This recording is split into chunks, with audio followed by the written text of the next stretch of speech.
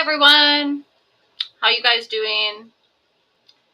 Let's see who we got in here. We got Godless Manitoban. I'm like, I have to really slow down and say that one carefully so that I say it right. I always want to say Manito Ban. I don't know why. Stephanie, hello. Robbie's Banana. Well, I'm glad that I was able to do that for you every Monday. So, Carol H, hello. Hi, Marzi. How you doing?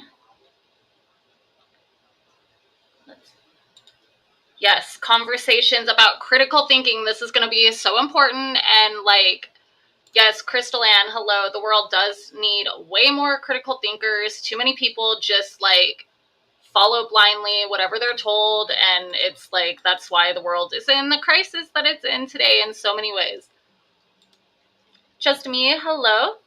I hit the like without being told. Used my own brain thoughts and everything. I'm proud. Well, good. I'm glad.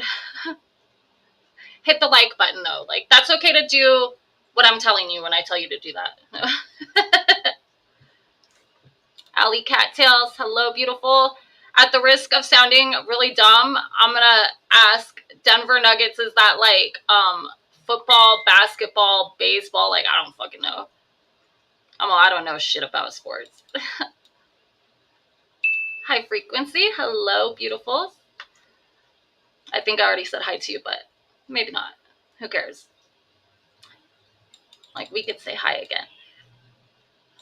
Hey, Phil, what's up? Glad to see you here. I know that you like critical thinking. Simple Jack Live, what's going on? Queen of Osian, hope you're doing well. Hello, Tainted Ink. Let's see. 4 years safety and security, hello. Hi, Floribama Brian. Basketball, okay, cool. Yeah, Marzi, you would know, like, when we're in school, they teach us, you know, dates and names and, you know, like, they tell us basically what to think or what's the right answer or whatever. they don't actually really teach students the process of critical thinking and how to solve problems. I mean, in one way, like algebra is a good problem solving or critical thinking subject, but a lot of kids don't even realize that those are related, you know? I have a question for you guys. Do I have like a delay on my camera, like from my voice and my picture? Because I have it plugged into a different port and I feel like there's a delay on it when I'm looking at it. Does it look weird to you guys? Like it doesn't quite match up?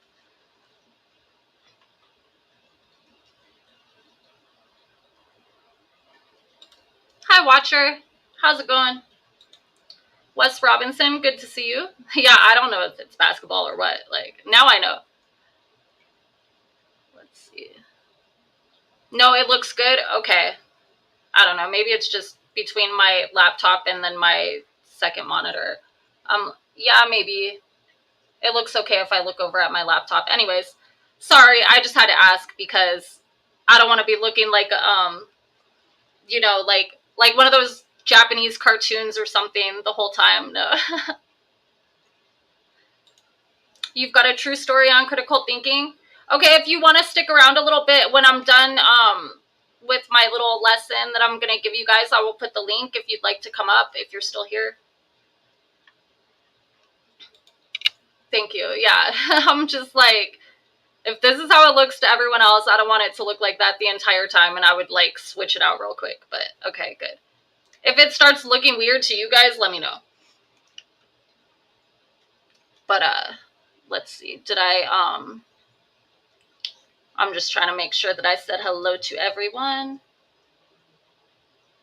Yeah, as far as I could tell, if I missed anyone, I apologize, but so how's everyone doing? How was your guys' weekend?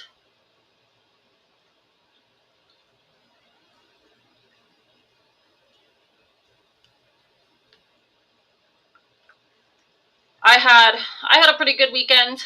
I'm tired though. I'm like, today we went on the Ferris wheel on the Santa Monica Pier and got some churros and like, you know, just random stuff on the pier. But all that walking in the sun, it kills me. I'm like, I'm really getting old. I used to not mind any of that stuff. No. Hello, Gemini. I hope you had a good birthday. Just saying. Well, I already know you did, but... Okay, let's see. So, what inspired me to want to do this live stream is that I was watching Bob Farrell, and I almost said Bob Feller, like Jim does. Bob Farrell, and some lady had called in, and she was like, asking him, you know, as somebody who's older than me and, you know, wiser, blah, blah, blah, like, how do you know if something is true or, you know, and I was just like, oh my God, like, this is something I should probably talk about because I can answer this question for her or for anyone. And apparently people, you know, like, I'm glad she was honest enough to at least admit that she doesn't necessarily know how to figure that out. And I was like, I could help people with this. So, we're going to go over the TRIVIUM process today. It's a method to truth discovery, basically, or it could be used for problem solving, basically using critical thinking skills and making sure that you follow all the steps in order to fact check yourself and make sure that the information and everything and the conclusions that you come to are actually indeed true and that they work. So, and then the last step is how to put it back out into the world. That way you could teach other people the things that you learn and come to understand and know as wisdom. So let's see. I am going to change my background real quick. Hold on. So we're going to put it back on this one, and then I'm going to go over here. Okay. So basically, here's a good scenario for you. Okay, I'll wait a second because I don't want to forget and then not come back to it.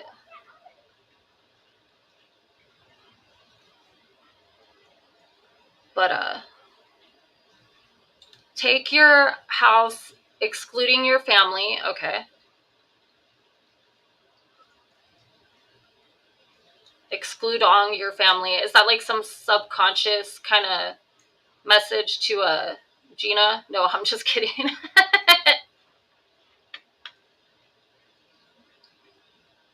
I'm all that typo was intentional. No, I'm just kidding. Hi, Rontello. How's it going? You got in here because you want to learn how to use critical thinking skills to solve problems. No. So take your house excluding your family, who you can trust, leave money or something of value, and you are... No, not Gina. Aren't you, you're Rick, right? Or am I thinking of the wrong person? If I'm thinking of the wrong person, my bad.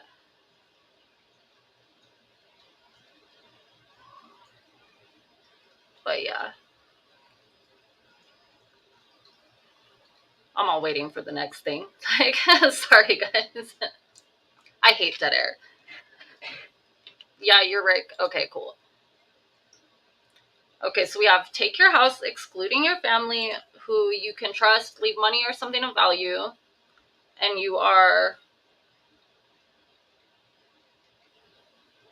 going to find out who you could really trust or not. No, pretty much.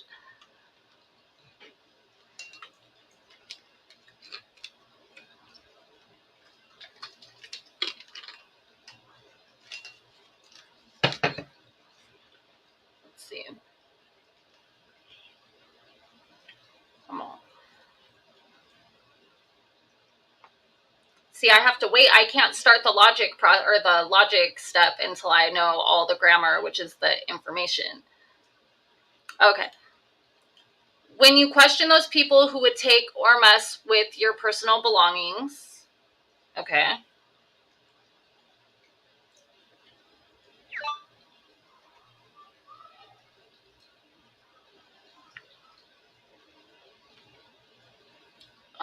Let me see. What? What's up?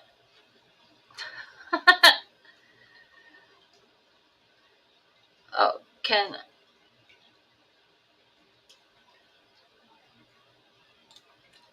Yeah, okay, then just wait, like, it probably won't take me long, maybe like 20 minutes to go through what I'm going to say. Is that cool? And then,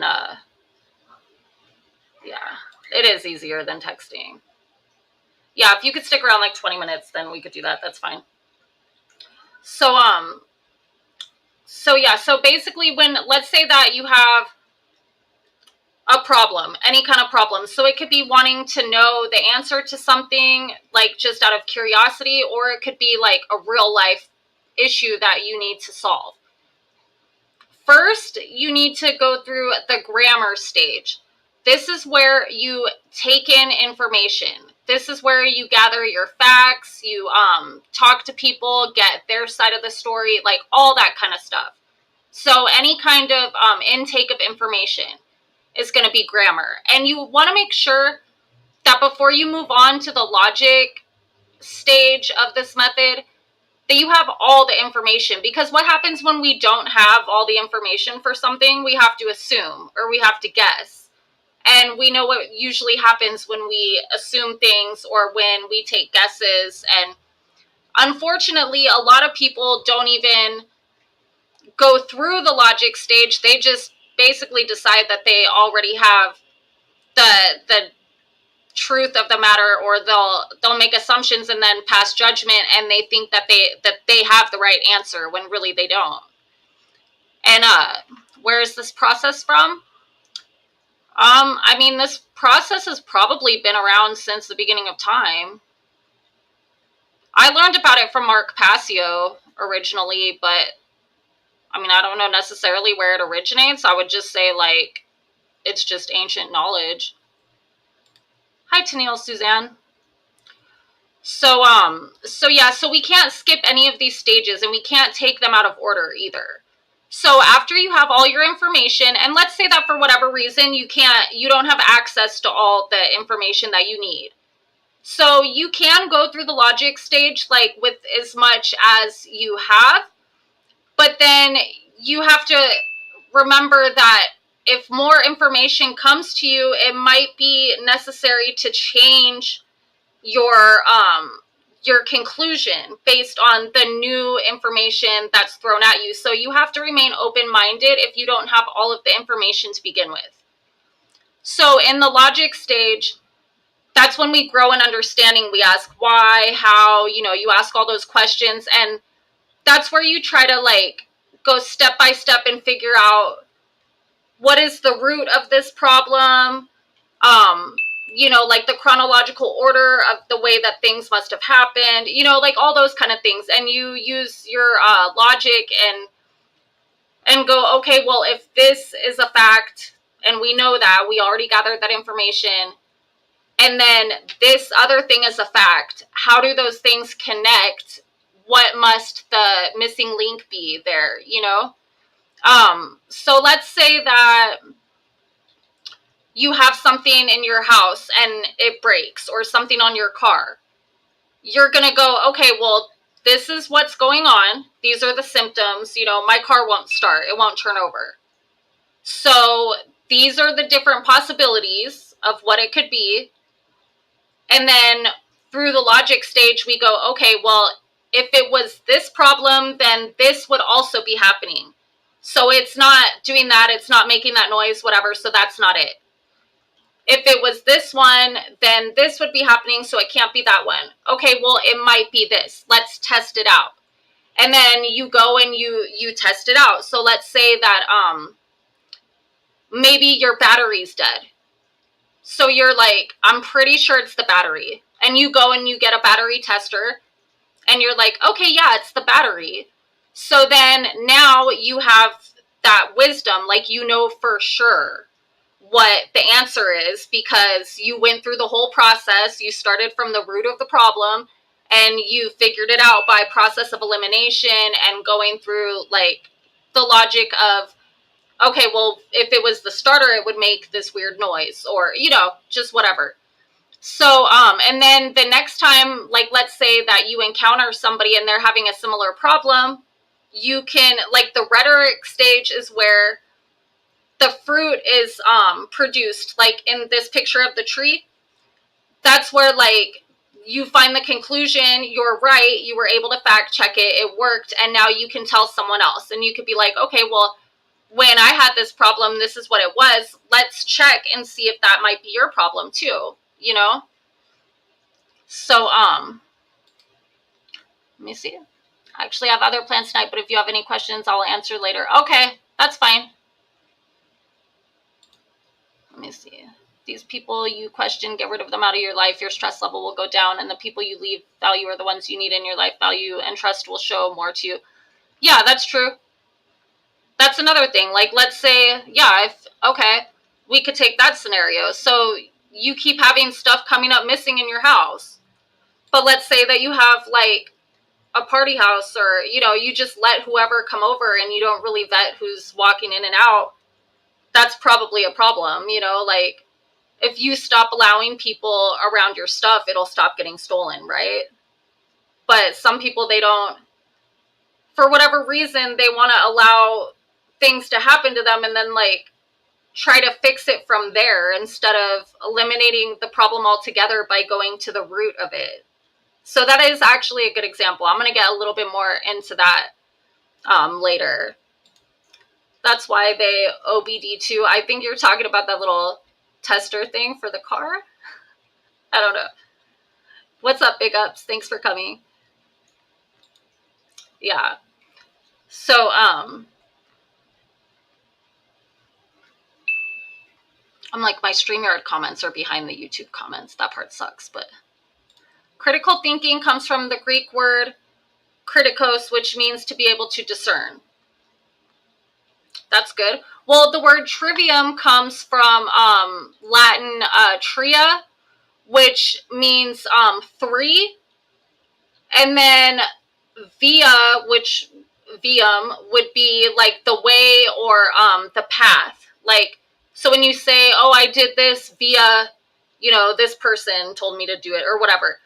Via means path. So it's like the threefold path, or the 3-step path, the 3-step way. Like a method is also a way to do something. So yeah. I'm like, I love etymology. Like, love etymology, especially when it comes from like Latin or Greek. I know not a whole lot, like just, you know, offhand, but I mean, I can usually figure it out pretty good.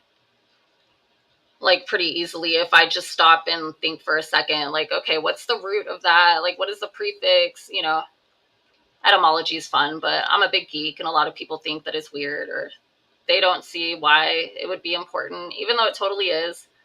But yeah. Yeah, she did sound all professional. I love that she said that. Haven't you noticed they want to put diagnostics on humans? They do, huh? That's a good point. With like the smartphones and all the like the little trackers and hey, Mr. X, what's going on? That's crazy. I mean, when you put it that way though, like that, that's deep.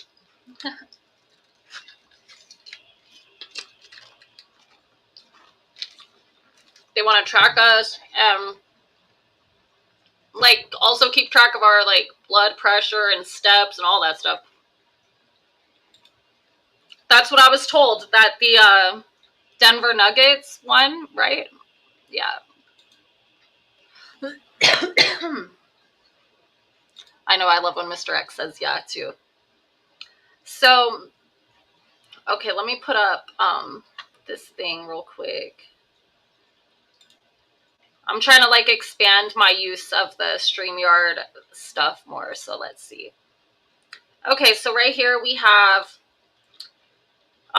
another way to look at the trivium besides just grammar, logic, and then rhetoric. We can also look at it as knowledge, understanding, and wisdom. So knowledge would be the gathering of information, finding out the facts, all that kind of stuff. Then understanding is, you know, when you actually think about it step by step and figure out, you know, like what's really going on. And then the wisdom stage is the output stage, the rhetoric stage.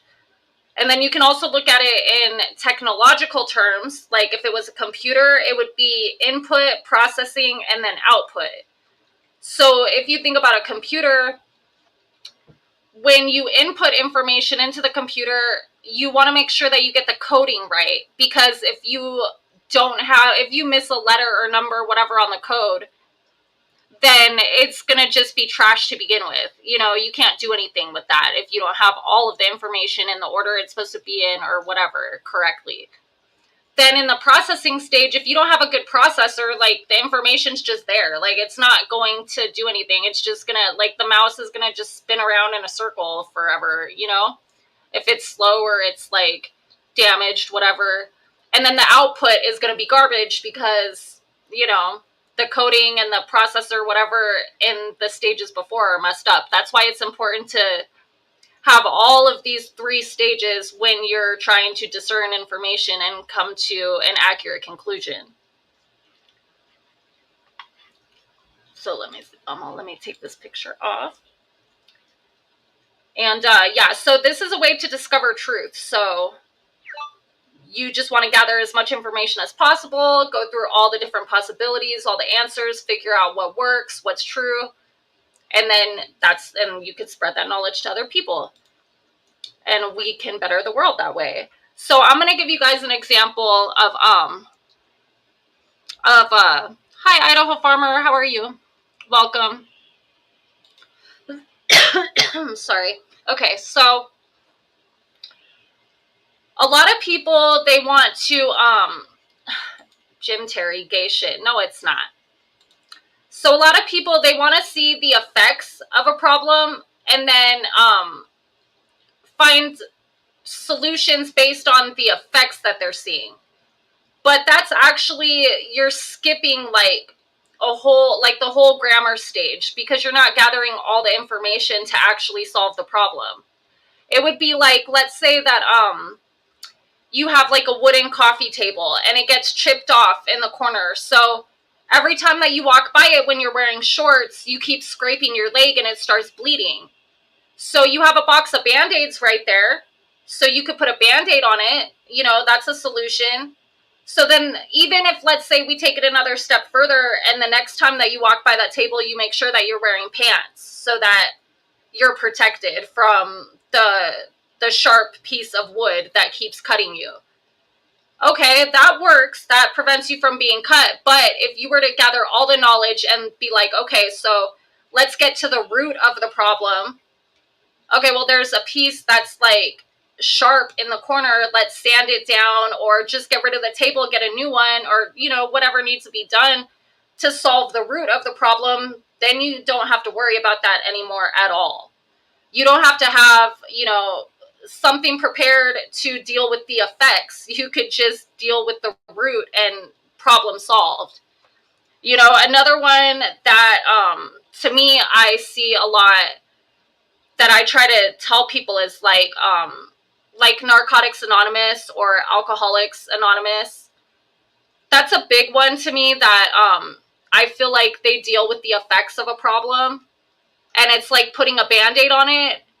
And it's a replacement behavior that's more productive, obviously, than people drinking or getting high if they have a problem. But it's not the root of the problem. Like, the disease, the sickness, it's not, to me personally, in my opinion, is not the addiction. It's the trauma that the person found the addiction as a coping mechanism for.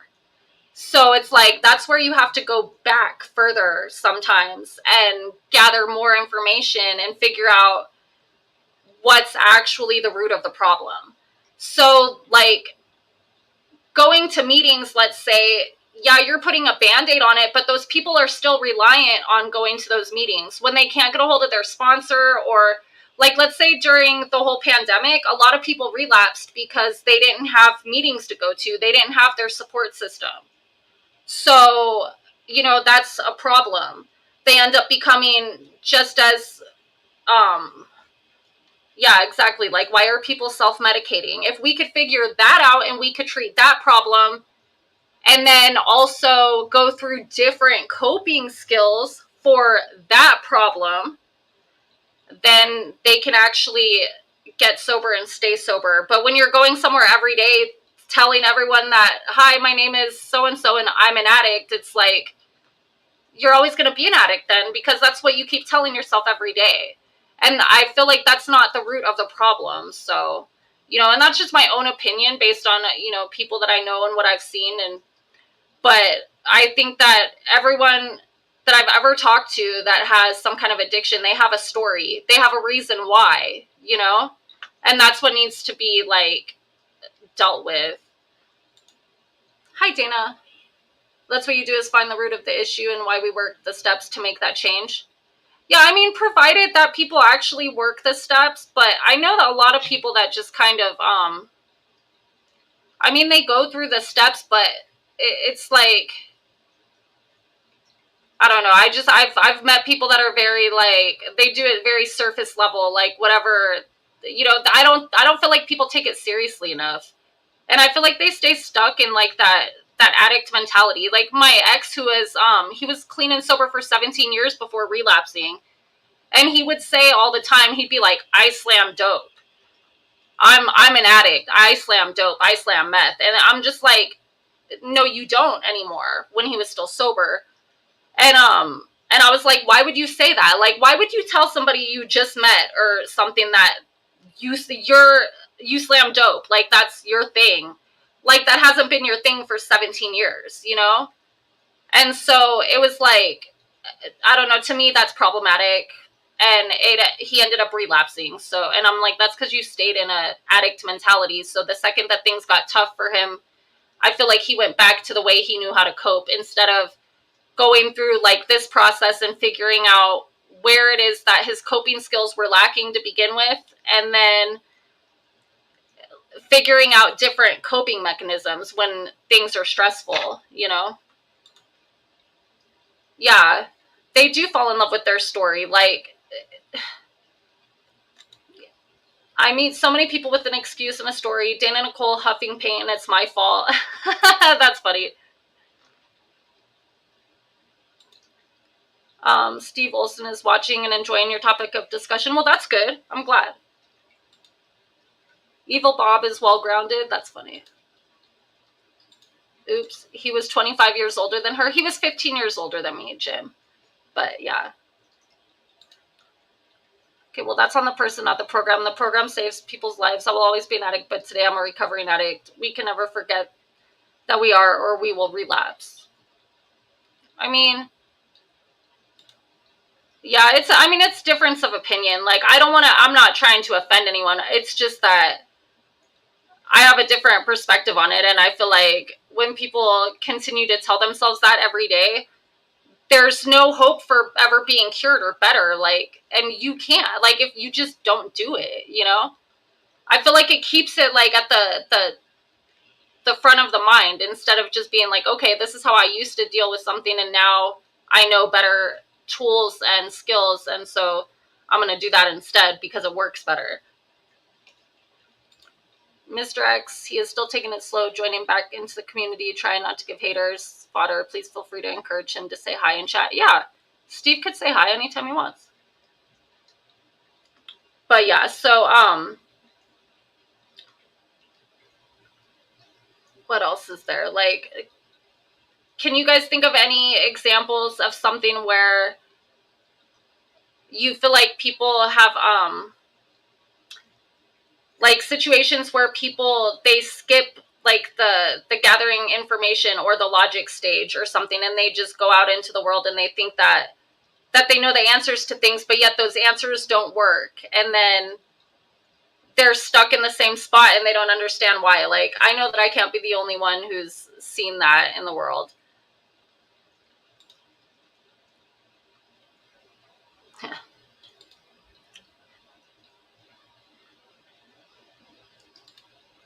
The more you say it, the more ingrained it is, or top of mind, worries me as well. Yeah. Hi, Steve. Welcome. Yes, all the time. Yeah, it just amazed me when that chick was asking Bob, like, how do you know what's true, or, you know, and to me, okay, so personally, I'm very open-minded, and when I'm gathering information about something, I try to think of all the possibilities. So before I assume the worst of someone, or before I think that I know the answer, like why someone's doing what they're doing or anything like that, I try to think of what could the other possibilities be, where I could like play devil's advocate and give people the benefit of the doubt. And I think that that also helps, because then as more information becomes available, especially when we're talking about the subjective perspective or experience of another person, like it becomes easier to understand the information as it's coming to you, as opposed to like having to totally change your entire thought process, or like structure of what you were thinking about the situation, you know? Oops. Hi, Sofa. Welcome. I will never be cured or recovered. I understand you have your perspective, but it hurts to hear how you talk negatively of the program that saves people's lives. Well, it's not that. It's just I feel like I wish that they would empower people more to like not stay in that like, hi, I'm an addict. Like, you manifest, your words and voice is very strong and powerful, and the words that you say manifest into reality, you know? And I think that people have a lot more power than that. Yeah, and that's the thing, when they say one day at a time and everything, like I'm not talking shit on that. Like, a lot of people, they need that at that moment, and it does help. I don't know. Yeah, 2.5 years is massive. I'm passionate about it too, only because I know somebody who had so much like time, and you know, and he ended up like, you know, losing his life to fentanyl. So I mean, I saw it from a whole different perspective. I felt like Like, he should have been, that whole 17 years, like, instead of just going and sharing his story of addiction, he should have been dealing with the things, like the trauma and stuff from his childhood that caused him, you know, to get high in the first place. But hi, Org.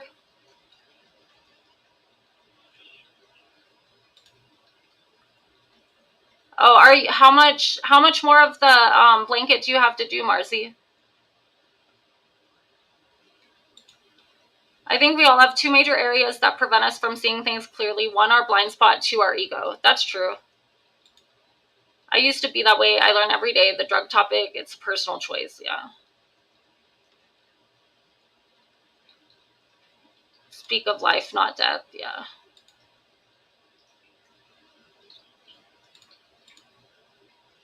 Which video? No, I didn't. I forgot. I'm like so bad. Sometimes I forget things. I have to write them down or take a screenshot. Let me see it. Oh, you're halfway done, Marcy? That's awesome.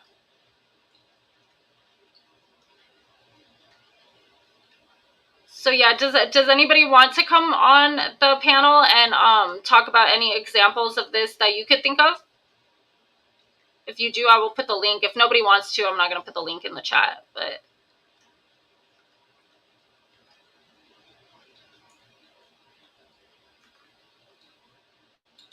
Org says, Gemini, yo, how was your birthday?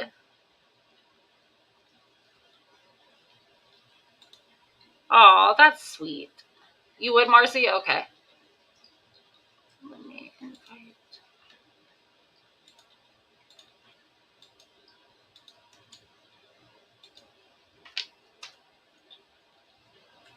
Oops, did I? Okay, yeah. I thought I deleted a letter right there. There we go.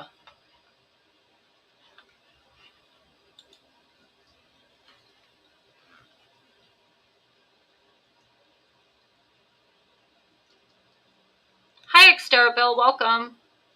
Good to see you.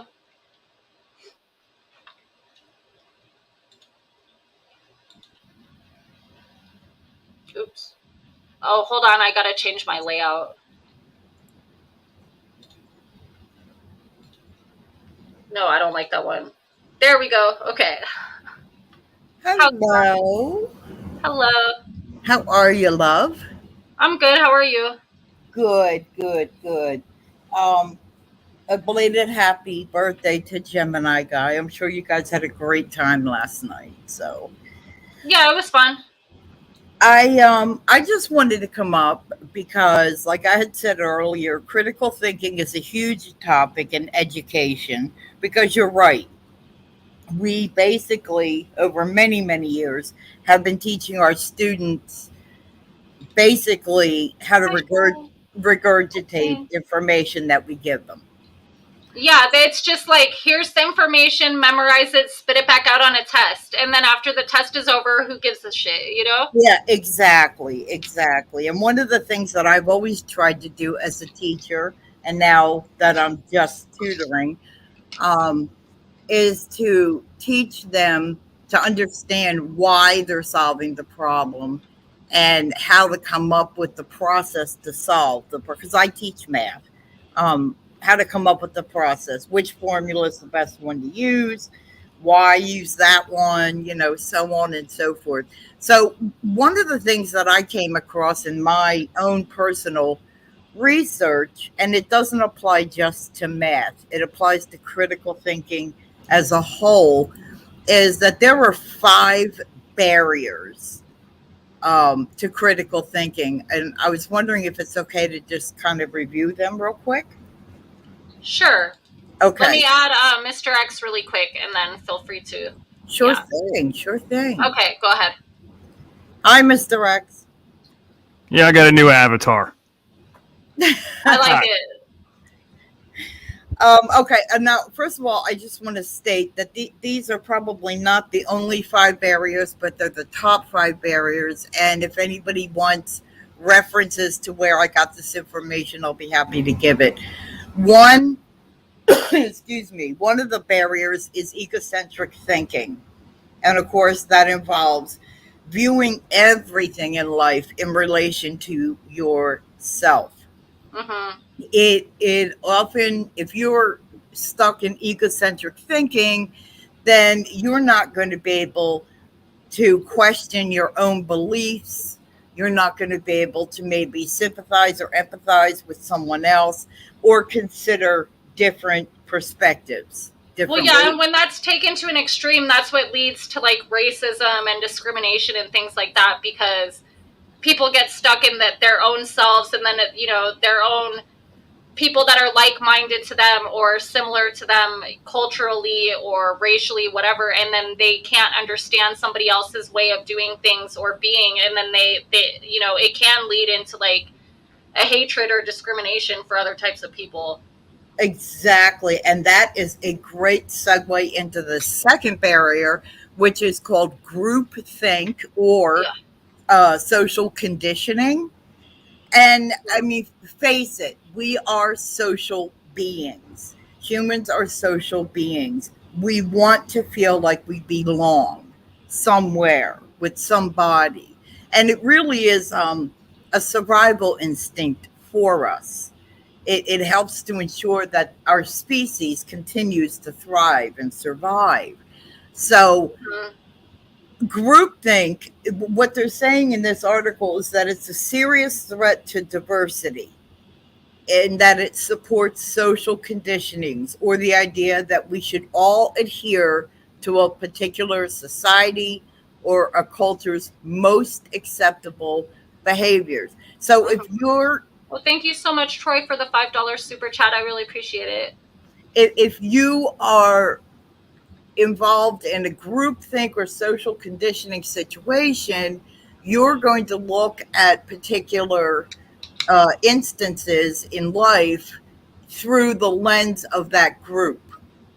Yeah. And because whatever that group feels is socially acceptable, that's how your thinking process is going to go. So you definitely don't want to get involved in a group think or a social conditioning. Well, And look at the Nazis. I'm sorry. Look at the Nazis. That's a perfect example of that, Mm-hmm. where a lot of people were doing a lot of immoral things just because it was socially acceptable. Exactly. That's a great example of that. Hmm. Then we have the next barrier. It's known as drone mentality and cognitive fatigue. And drone mentality is basically just turning autopilot on in your mind and just viewing situations through that autopilot. It's just, okay, this is what I see, this, and I've seen something similar to this before, and this is how I dealt with it, and that's how I'm going to deal with it now. Hmm. That type of thing. Um, Also, when you find yourself in situations where life is a bit monotonous, you're bored, these are not good situations for your mental health as a whole. And it also causes cognitive fatigue. I mean, if you're doing the same thing every day in, day out, there's no change in your routine, there's no excitement, then you tend to develop what's called cognitive fatigue, where you're really not expending any mental activity and you're Yeah. just reacting to situations in an autopilot manner. So that's why it's important for us to have, vacations or go and do something you've never done before. Thank you Um, so much, Steve Wilson, for the $10 super sticker. I meet appreciate you. meeting new people, discussing topics that you've never discussed before. There are, different ways to kind of overcome that drone mentality um, and cognitive fatigue. Number four is personal biases and preferences. Now, Yeah, I feel like that's a big one because people think, oh, well, if it was me, I would do it like this. So since that person's doing something this way, it must mean blah, blah, blah. And they come to some like crazy conclusion that's not necessarily true, you know? exactly, exactly. Oh, we have Um, another guest. when it comes to all of our experiences in life, and this is a big push in education as well, we bring our personal Hello. or prior knowledge to How the is table. everybody? Good, and thank you, Orc, for the $2. Fuck is this super bitch chat. talking about? Hello, everybody. I have a channel. I'll She's wait. almost done. No, that's okay. Done I'll with wait. what? She's listing the 5 reasons why people have a hard time critical thinking. How about 5 reasons why he sent a picture of his butthole to her? Will Jim. you stop? 5 pictures of her breasts that were sent across state lines. Oh Will my you goodness. Evil Bob. Stop. Okay, go ahead, Marzi. Oh my God. Okay, so there are 4 different types of personal bias. And what I was saying was we all bring prior knowledge with us to every situation, whether it's in a classroom and you're learning a new subject, or it's just some sort of a circumstance in life. You're going to fall back on what you already know. There's confirmation bias, which means you're favoring information that kind of reinforces how you think, your beliefs, your viewpoints. Okay. Mhm. There's anchoring Definitely. bias. Anchoring bias is that you are somehow overly influenced by the first piece of information that you come across. So whether it's an article written on a vaccination, or it's somebody telling you about a situation and the way they feel about it, an anchoring bias would be one of those 2 examples. A false consensus effect. That's where you believe that most people have this particular view and you're just going to go right in there. Well, the consensus feels like this. So, the majority of people are thinking this way. That's the way I'm going to go. And the Thank last, you, Gemini Guy, for the $5 super sticker. Sorry, go ahead. Thank you for the okay. $5. That'll go towards my next abortion. Oh, stop. And the last bias is normalcy bias. And it just, I think a lot of us fall into this where we kind of get that assumption going that no matter what happens, no matter what route anybody takes, the situation's going to stay the same. So it just, it's kind of like I'm one person. What am I going to do? Type of a Yeah. thought Yeah, where process. people are scared to make the change within themselves that they would want to see in the world because they feel like it doesn't matter anyways. Right. The last barrier to critical thinking is called allostatic overload. And I'm going to read from the article. It says, when under pressure, your brain is forced to channel energy into the section responsible for processing necessary information at the expense of taking a rest. That's why people experience memory lapses in fight or flight situations.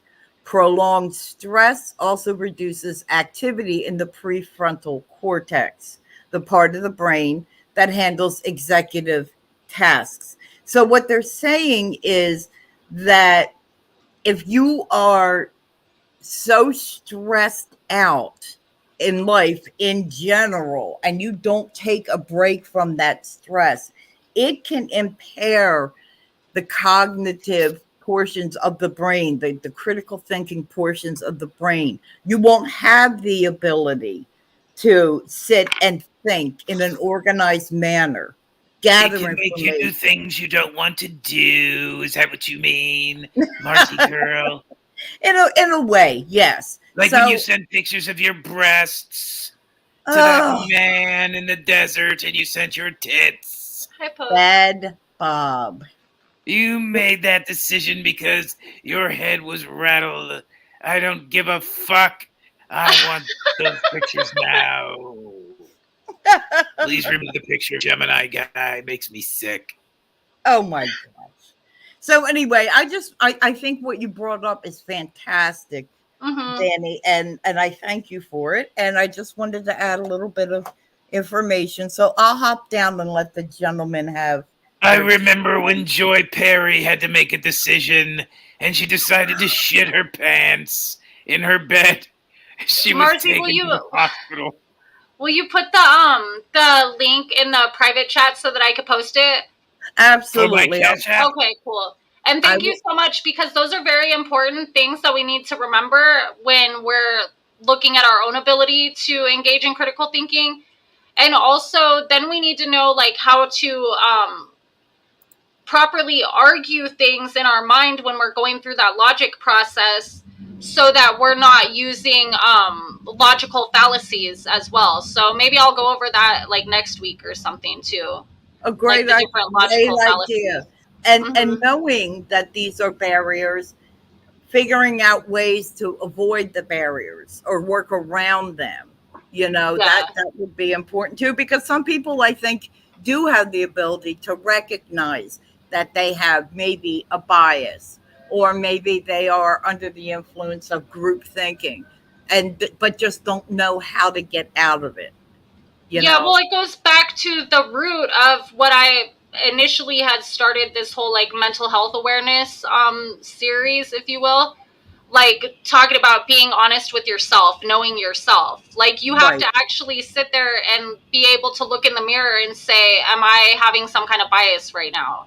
Is there something preventing me from coming to the accurate conclusion here because of something that's wrong within me that I need to correct? And sometimes people don't want to do that.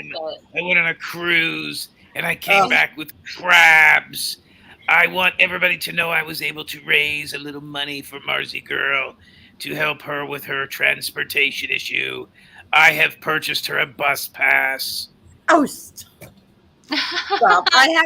I haven't talked to Danielle about that. So, but thank you, Bob. And I hope I added to the discussion and not confused anybody. So thank you. Oh no, definitely. I think that you added a lot to it. Thank you so much. You're welcome. Thanks. See ya. Did you add something to my PayPal, bitch? Now, Danny, I heard Marzi Girl talking about the Holocaust and the Nazis and all that and the way of thinking. And I tell you what, I learned from Warlike Wrath, I can't find the stream anymore, that the Holocaust actually never happened. So that video's out there somewhere. I'm sure somebody's got a link of it somewhere. Oh. Well. He said it was a lie perpetuated by the Jews who have most of the wealth. Like tainted ink. Yeah, I'm sure that they would just love that. Like they would agree with that, But, anyways.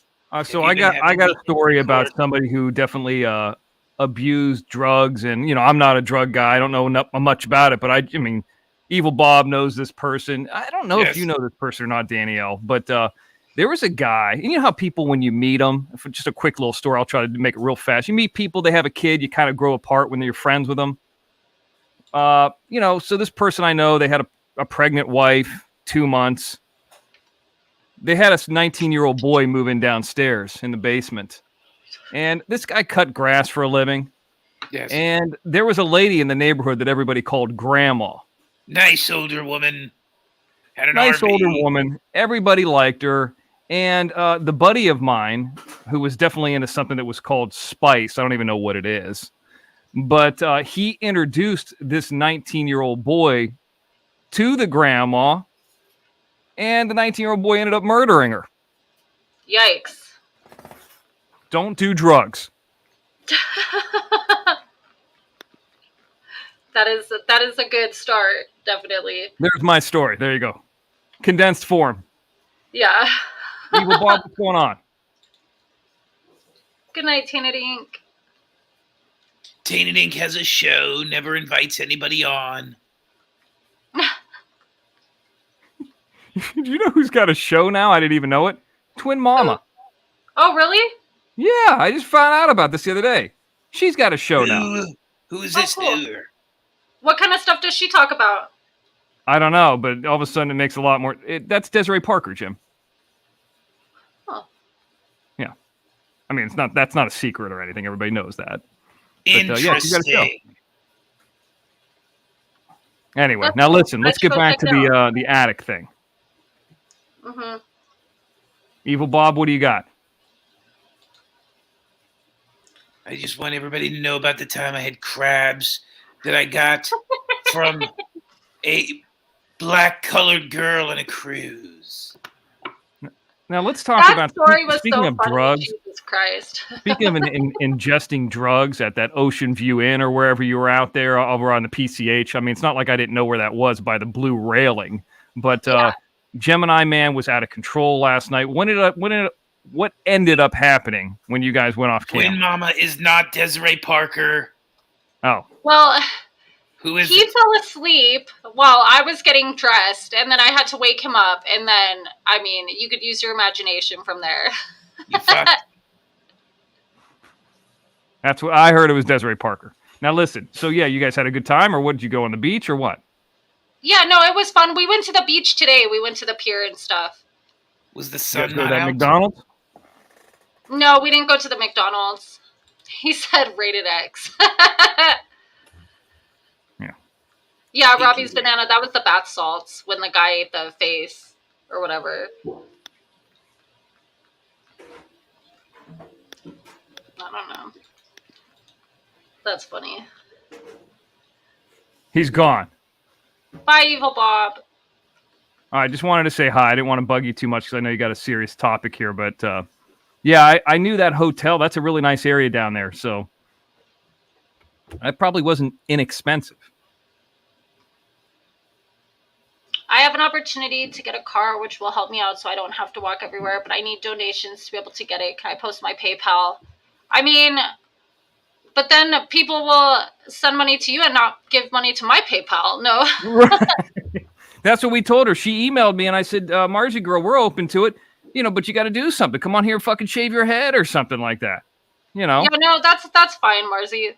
Well, she contributed something to my show, so I felt like I I'm was running school from you time. guys. Like, Trying to get out of school. You're trying to get out of school? Yeah. No, you can post it, Marzi. I'm just messing with you. Go ahead. Yeah, now, did you get to that age, Danny, where about 16, 17, maybe it was 21, 20 if you're in college, who knows, where you were just done with school? I was done with school, like, when we were in the 8th grade and we were still learning what adjectives were. Right. I just started checking out. They call it, the kids call it quietly quitting. Probably at some point in 11th grade. I just didn't care anymore. I still coasted through. But I know some people say I coasted through by athletics and so forth. But little do they know I only played college basketball for 1 year, then got a theater scholarship. So that narrative's not true. But anyway, the point is... Yeah, no, I was extremely bored in school because I felt like it wasn't challenging these, like, critical thinking skills and stuff that I innately had. Right. I don't know. I've always, as a child, I was that kid that was like, but why, Mom? But why is the grass green? But how do you know when the light is going to turn green when you're driving? Like, because she would do this thing. She'd be like, ready, go. And then the light would change. You know what I mean? And I was like, oh my God, that's magical. I'm going to ask her a billion questions about this now. Like, there's so many questions that I would ask my mom about anything and everything. And she was very patient with me and took the time to explain it in like terms that a child could understand, which I think helped me develop critical thinking, but I feel like I already had it to begin with. So when it came to like just memorizing facts and dates and whatever, like I was so bored, It could get boring. Like here's an example. Marzi girl is a math teacher. I think she said she was, right? She was a math teacher. Now, math can get really boring. I mean, here's how you get to this point, to that point, and this and that. And I had a buddy, and this is a serious story, Dr. Bailout, and I talk about him all the time. And he wanted to learn sports gambling, but he just didn't understand it. He looked at that sports gambling board, it was all green and black, and he's like, this is like the Matrix. Now, if I had Marzi girl teaching me math, minus 220 means if you bet 220, you're going to win 100, or 22 to win 10. All of a sudden, I'd be a lot more interested. Sometimes they got to put these things in applications that kids, or, degenerates, maybe in my case, would be interested in. You know what my sister told me that one of her math teachers in high school told her? Because she was like, she would hardly ever go to class. She used to ditch all the time and stuff. And he told her, he's like, Sarah, you need to come to class because even if you grow up and you want to be a drug dealer, you're still going to need to know your fractions and decimals. There you go. Like, You teach it in that point. And here's the other thing people need to start teaching. Somebody needs to teach auto mechanics. I've talked about these things before. Some of these classes need to come back. There's so many great things that people could teach kids. You know what you said on one show too, that not a lot of people know, where maybe it was somebody else, but they were talking about having sex and doing it at a certain time of month where like it was the safest, like you can kind of plan it or whatever. Do you know what I'm talking about? Yeah. Was that you or is that somebody else? No, that was me. Yeah, I didn't know about that till I was like almost 30. Well, yeah, because there's only like 48 hours in a month where you're ovulating and you can actually get pregnant. Yeah. So, I mean, instead of them pulling out the video of some lady having a baby, and trying to, gross everybody out when you're in 10th grade, and scare people. I mean, don't forget, this is probably 1995. It's a different world now. They probably should have told me that. Hey, here's the safety parameter. But, back then they also said you can get HIV from sitting on a toilet seat too. So go figure. Yeah, and they try to just teach abstinence instead of, all the different safe. I'm a little bit older than you, but yeah, it's just like, so it was a different time frame, but probably same thing. Yeah, no, they taught us pretty much like abstinence and stuff. But sometimes I think that or all the time, those elements of learning, if they're put into something that people are interested in, obviously not every student is going to be interested in the same thing, instead of just some weird curriculum. That would be the way to go. The concept of like the Montessori schools where they put the kids into groups and they assess the strengths and weaknesses of each child. So then basically, let's say that I have a strength in like doing hands-on stuff, and another student would have a strength in public speaking or whatever. Like, you would be assigned things within the group for the project or the lesson where your strengths can really shine and you guys can all work together and help each other out. And to me, I feel like that would be really important, because instead of putting the same standards on all kids to where they are all supposed to come out the same, it ends up taking the skills they might have naturally and making them mediocre because they don't have a time to really fully develop them, because they're working on a bunch of shit that they're never going to be good at anyways, Correct. Yeah. How often are you using some of those things that you might have learned in high school? I'm trying to think some of the classes that I had, like marine biology, which is a big one in Florida. Like, okay, I mean, it's cool. I like to learn about, little sea turtles. I'm not sure how much that helps me unless I'm at a party and I'm pretending like I know what the fuck everybody's talking about. But the weird thing about it is, and you're of the age that I am, even though you're a little bit younger than me, but it's like, you got so many people now that are pseudo experts. And I'm not saying I'm an expert at anything. I just know a lot about movies because I watched a lot, and I've been around a little bit. But so with all these people with YouTube channels and, that are teachers and this and that, like, you can learn the information out there incorrectly from the wrong person. And if you're 15, 16, you're, I'm going to watch this news station or that news station. Which one's right or wrong? I don't fucking know. That's another thing that I didn't have. To be able to process the information and figure out what actually makes sense. Right. And I don't know. There's so much more information now. I'm lucky that I escaped that, where, Walter Cronkite comes on the news and he's saying whatever right down the middle, and this is what happened.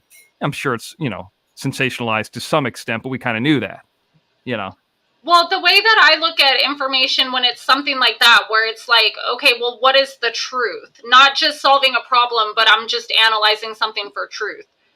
I'll go through the different things that are being said and basically go step by step. Okay, so if this is true and then that happened and now this happened, does that make sense? And if the answer is no, then it's probably not true.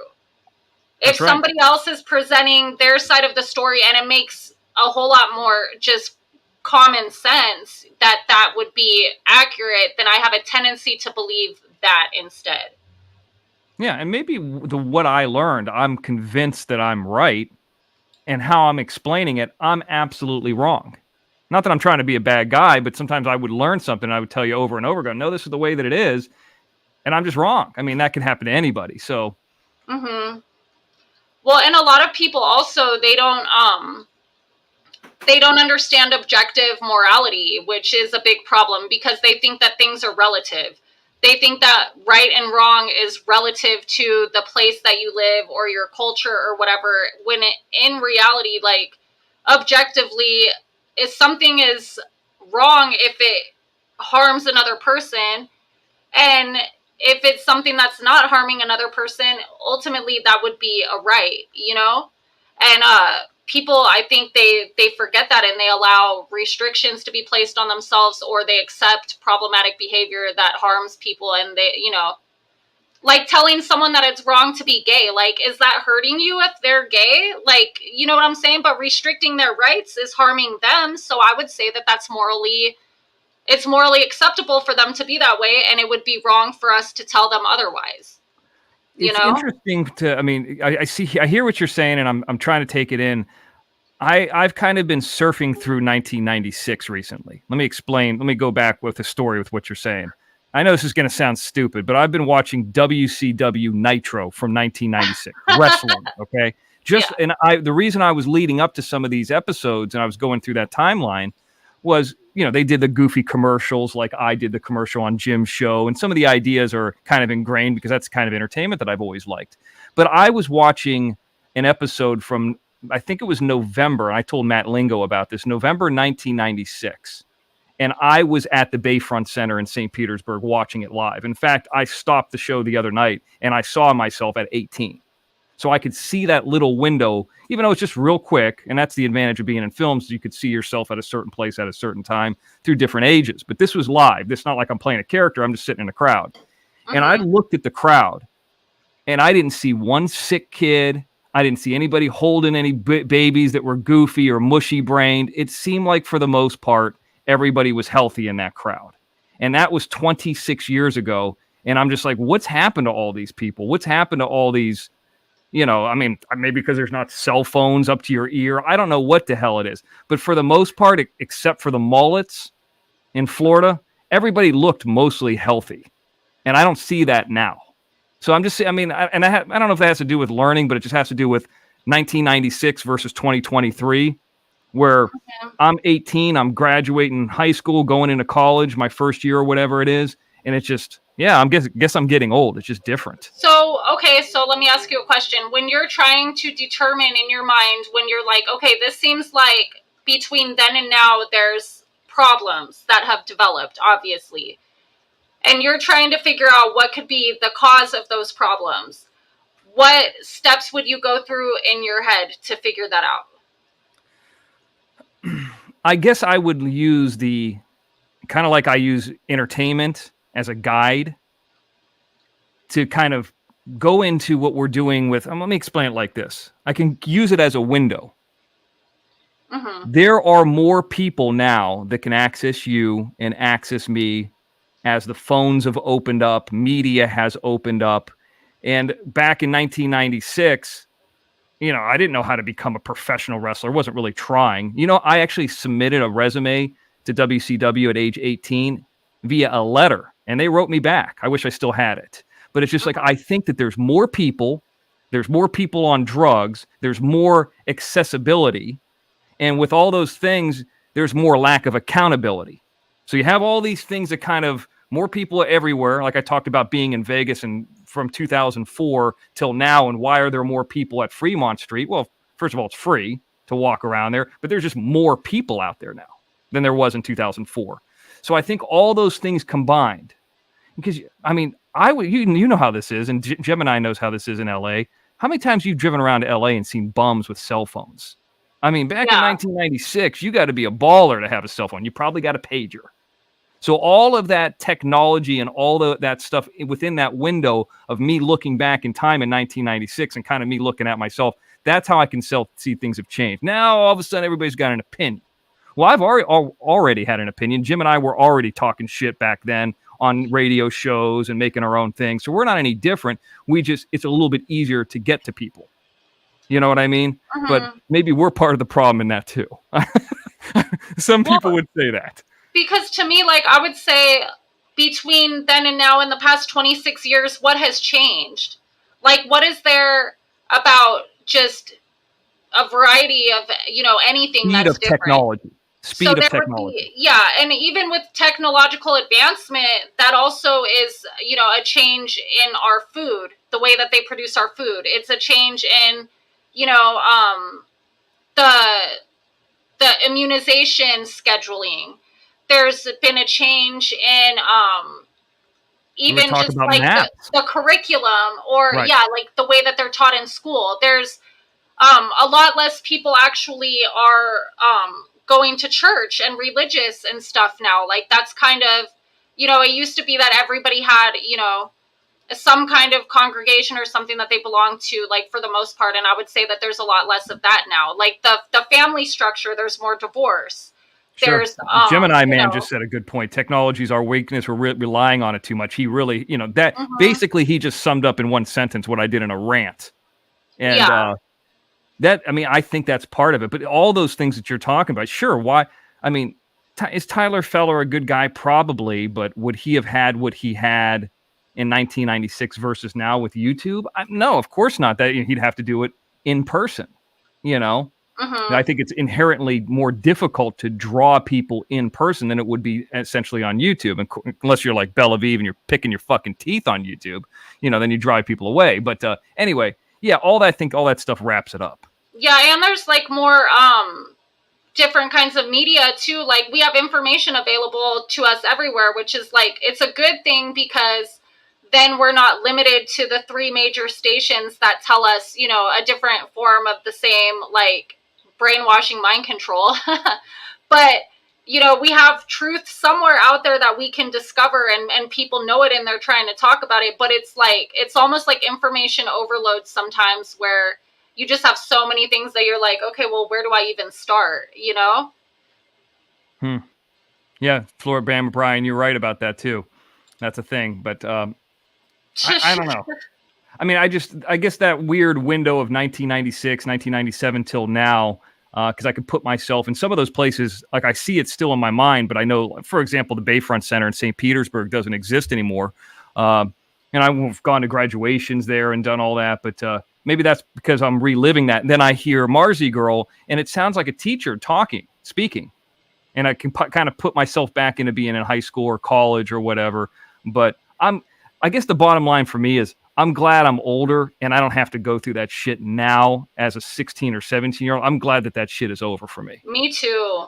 Because I feel like it's so much more, just everything's polluted, whether it's information or just like ethics, morals, the environment, the food, everything is more polluted these days. Like I couldn't even imagine if my brain was still forming right now, and like how different I might be than if I was born in 1986 like I was, Do you think that the food thing, and I know this is kind of a controversial subject, has to do with the autism stuff?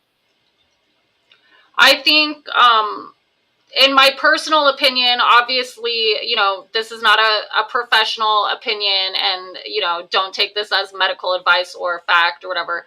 But in my personal opinion, just because I've been in so many homes and stuff, and like I've seen like these parents, they take care of their children and stuff. Like sometimes the parents, they do need guidance, but it's not necessarily like a parental issue or, anything like that. I've seen, a legitimate issue with the autism and stuff. And I think personally that it's, a combination of different toxicity. Now you're around this, and I'm not. So this is a question for you. And I know, because I was making a joke earlier about Salty in the story. He's not a friend of mine, but I do have a friend, legitimately, guy who's worked for me, and he's a friend too, who's got a kid, and he has a kid in his 40s. Unexpected during the pandemic. Okay, yeah, people are sitting around doing nothing. You know what I'm saying? Anyway, so the point is this: I believe he's a good guy, but I believe him and his wife are helicopter parents. Is that more of a thing now? Because back when I was growing up, you would just at 7 years old, you just ride around the golf courses. You would be on your own. You just come in when the street lights come on. Nobody was looking for me. Now, he wants to go outside, needs to be near his daddy, he needs to do this. I was just basically kicked out. Not kicked out, but hey, go do this or go do that, or just come back, be safe.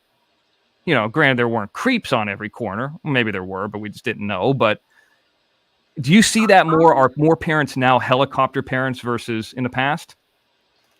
Yeah, probably. I mean, I know for myself, like, I don't necessarily live in, the best neighborhood. The good thing about where I live is that they do background checks. So, like, if you even have any felonies at all, you can't live where I live.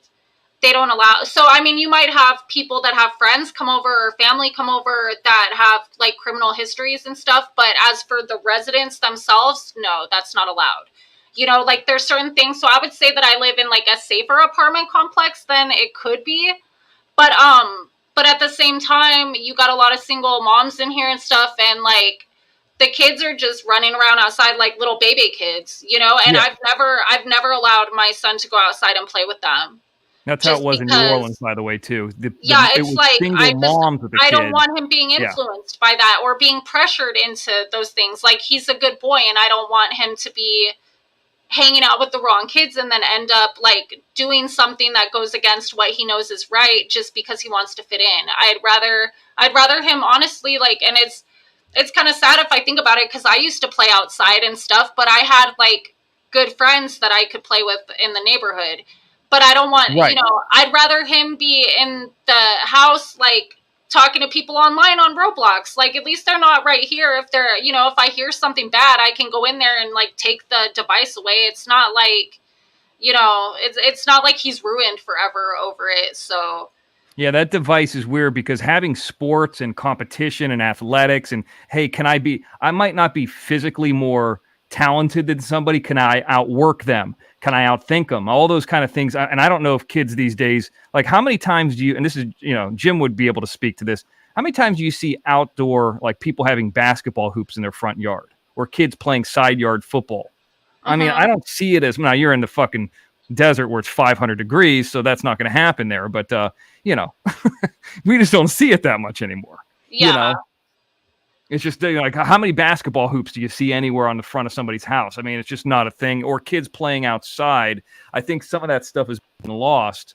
The new kids walk are going to be at Yamava. What fucking year is this?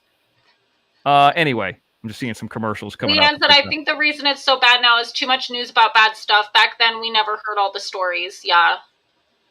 Yeah, we never heard any of this stuff, and the creeps that were out there. But then again, we had Officer Friendly, Stranger Danger, and all that kind of stuff.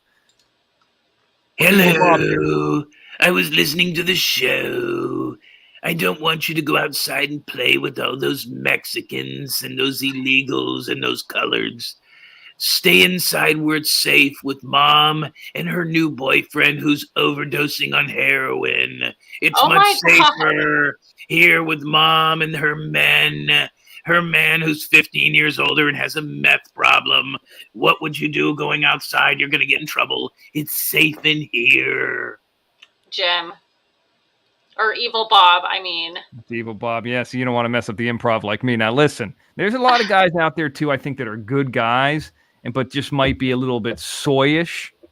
Some people have said that about Gemini guy. I don't think that's the case. I don't agree with that banter. No, he's not really. I just said that to fuck with him when I said that. Yeah.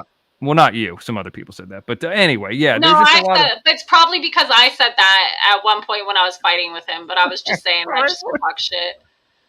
Who talks? He's actually like a good man who goes to work and, could provide for me and stuff at some point, like if I were to decide that's what I wanted and everything. So, he's not. He's a good man. Not a little bitch like that, yeah. Anyway, so yeah, that's it. I wanted to throw my 2 cents in because I know that Marzi was talking about people only talking about themselves. So I figured it was my time to come up here and talk about me. Of course. Yeah, Gemini guy. I appreciate your input. I like it. I like when people have, like intellectual things to add to the conversation. Yeah, I'm just trying to think about it like from a, because I can't look at it from a parental point of view. I'm not a parent. I can't look at it from an addict point of view. I was telling Dana in the thing, hey, if that works for you, good for you. That doesn't mean that you're subject matter. It works for that one day at a time for sure. But it's like, what if it falls through? Like, what if there's a reason why you can't go? I would lean more towards what you're saying, but what the fuck do I know? I've never been in that situation. I would try to say, hey, this is the new me, but hey, I'm not trying to judge anybody. It's just, and I know very few people who have actually worked all the steps and they implement it in their everyday life, because a lot of them don't make it that long to get through all of that, unfortunately. a lot of people are also saying that, Gemini guy's a 2-pump chump and then he goes to sleep. A lot of No, people he's are calling. not. Yeah, I see that in the chat. There's actually, I just got a super chat cup. Just came in and said that. It's Nope. actually from, it's actually from Jim. Oh, okay. Not at all. Not at all. Yeah, 2-pump chump. All right, listen, I'm going to get out of here.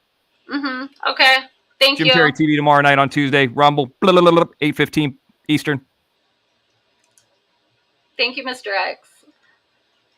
I like this picture too of him. I think he looks cute like that. Gonna blow out the end of some tube socks. Oh, here, Evil Bob is back. I have an idea. Mm-hmm. If you get drug tested and you're on government assistance and you fail, you get suspended from the government assistance for 2 years.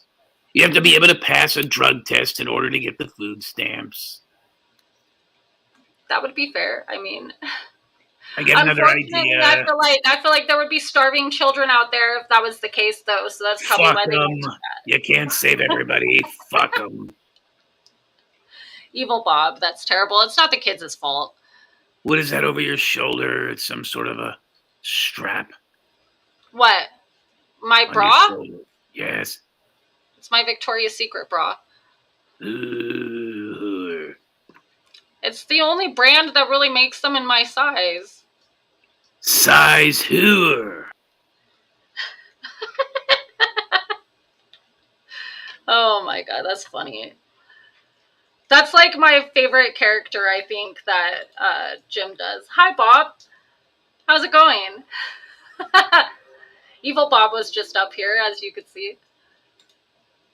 Yeah, I'm a little bit tired. No. Meanwhile, student loans are being forgiven. I need more of mine forgiven. They're actually not so much. Like, I'm like 56 grand in debt for student loans, and there's no way I could even pay back what they want, because the jobs I was able to get with my degree, like, don't make enough money to ever make the minimum payment, which is how I went into, like, what is it called? Default or whatever, where it ended up going to collections. And I filled out some things saying that they were going to try to do like 10,000 forgiveness, but then I got a response saying that they're still working on it, like getting it approved or whatever. If anything, I would tell kids, like, learn a trade. Like, I don't know. I'm really disappointed with my college degree and then the options available to me when it costs that much money, because I thought that it was like minimum wage jobs, and then I used to have a union job working for a grocery store, and when I got laid off from there because they closed a bunch of stores, and I had, after 7 years, like the least seniority, where I ended up getting laid off. Like, there was people that had been there 9 years that got laid off, so we all got screwed. But I still thought, like, I had good health insurance and stuff too at that job, and there was raises and I made decent money. But then I thought that the step above that would be like a bachelor's degree from college. No, when I started out at my job with my degree, I made less money than I was making as a cashier in a grocery store. So, and then they wanted me to pay like $429 a month on my student loans. I was like, yeah, when this degree gets me a job that can afford that, I'll be glad to. But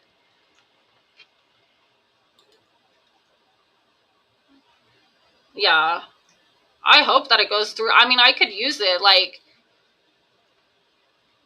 it would be nice. Are you against it, Phil, or do you think that that's a good idea? I think that there's a lot of people in debt over that. And the crazy thing is that, like, you can't get your student loans, like, dismissed if you file bankruptcy or whatever. Like, the only way you can get rid of them is to pay them or die. So it's like, I'm going to have bad credit forever because I wanted to better myself and go to school, but then I couldn't get a job where I could afford to pay it. Like, that's not fair. Personally, I feel like that's not fair, especially when somebody, like, got in all that debt to try to better themselves and it didn't really happen. Like, I feel like I was told a lie, basically. I feel like I've learned like so much more stuff just researching things myself too than I did in college. Like, I don't know. We all could, but what does that teach the youth to be dependent on the government? That's true. I don't like that part. But you know, here's the thing about that though, Phil, is that if the government wasn't involved in paying it and stuff, it would have to be a lot cheaper so that people could afford it. Like, that's the problem, is that they mix the government with everything. Like, I mean, if we want to talk about going to the root of the problem, like, the government is what leads to slavery, but I'm just saying. And we're all slaves to, like, the entire system, but where did I go? Where did you go, Jim? Yeah, 20, I mean, that's a lot. That's why I told Gemini, I was like, if you want to get us a house, like, you should do that before, like, if and when we would ever get married, because, like, you're gonna get my debt, and then, yeah, that's not gonna be good. But where did I go to college? Well, I got my associate's degree from Antelope Valley College, and then I got my bachelor's from University of Phoenix, which you could laugh at all you want, Jim, but I'm just telling you now, that was like a lot of work. Even though it was online, I had to do like even more work. I feel like I couldn't just skate by it, because I had to make sure that I knew the information. I had to put in the work. I couldn't just listen to the lectures, take a couple notes, and be like smart enough to pass the test like I did in regular college. But yeah. Yeah, but we're never going to get a house if we were to get married first. That's all I'm saying. Like, in a capitalist society, the company that issued the loan would forgive it. Wouldn't be an executive mandate. That's communism, kleptocracy. Yeah. Hey, Jim. Hey, I just found out the show was on. Mr. X texted me, so I wanted to come up here. I was hearing a little bit about college loans. So you got an AA degree from a junior college and then a bachelor's degree. How old are you? 36. I'll be 37 in August. So you did not go back to college. University of Phoenix was not around in 2002 or whatever when you graduated high school, right? I don't know. I graduated in 04, but okay. I Go to didn't go to college for a minute. Like, when I was working full time at Albertsons at the grocery store, I wasn't going to college. Okay, so what year did you get your AA degree? Let me think. So I actually started taking classes when I was in the 10th grade at night. I would take classes twice a week. What year did you graduate? I want to say. You don't know? No, I'm trying to think off the top of my head. Like 06 it would be on your diploma. No, it was 07. Okay, 07. So you went University of Phoenix what year? I started in 2011 and then graduated in 2013. Okay, so you virtually graduated college a decade after you graduated high school. What year did you have the kid? 2008. Okay, there's the problem. Yeah. The kid was the problem. It's not college loans. And I mean, I don't want to beat you up on this, you know what I mean? But let me ask you this. You really thought you were going to get some great career having a degree from Phoenix Online? It doesn't matter. When they want a degree, it doesn't matter where you get it from. Yeah, it kind of does. Let me tell you why. Especially in California, because I went to school out there. Don't forget, I went to Long Beach before I transferred back east. If I went to the University of Alabama or to Oregon State or to UCLA, and those schools have 30, 40,000 kids, and I want to graduate, and you walk through the door with a kid and a Phoenix Online degree, yeah, not happening. Well, you know what the biggest problem is, though, is that it's the field that I got my degree in, psychology. So you need like a master's or doctoral degree for pretty much anything that's going to make decent money, and even for jobs that are like don't require that. They want you to be bilingual in California. So that's another thing that works against me, is the fact that I don't know Spanish. If your degree said UCLA or USC or San Diego State or Long Beach State, UC Santa Barbara, any of those programs, you would have you would get a lot more money. You just would, because people want to hire people that went to school with them. There's an experience that goes on in college as well. You know what I mean? It's not all about, and you and I are in a different generation, but somehow you guys thought, well, I'm going to get out of school. You owe me this because I went to college. And people they think your degree from the University of Phoenix is as good from a degree of UCLA, just like people from Harvard don't think a degree from a state college would be good. I mean, there's a pecking order. You know what I mean? So you have your degree is in what? What's your bachelor's degree in? Sociology? Psychology. Mm-hmm. Okay. Have you ever tried to work for the school system? No. Why not? I don't know. Be a guidance counselor?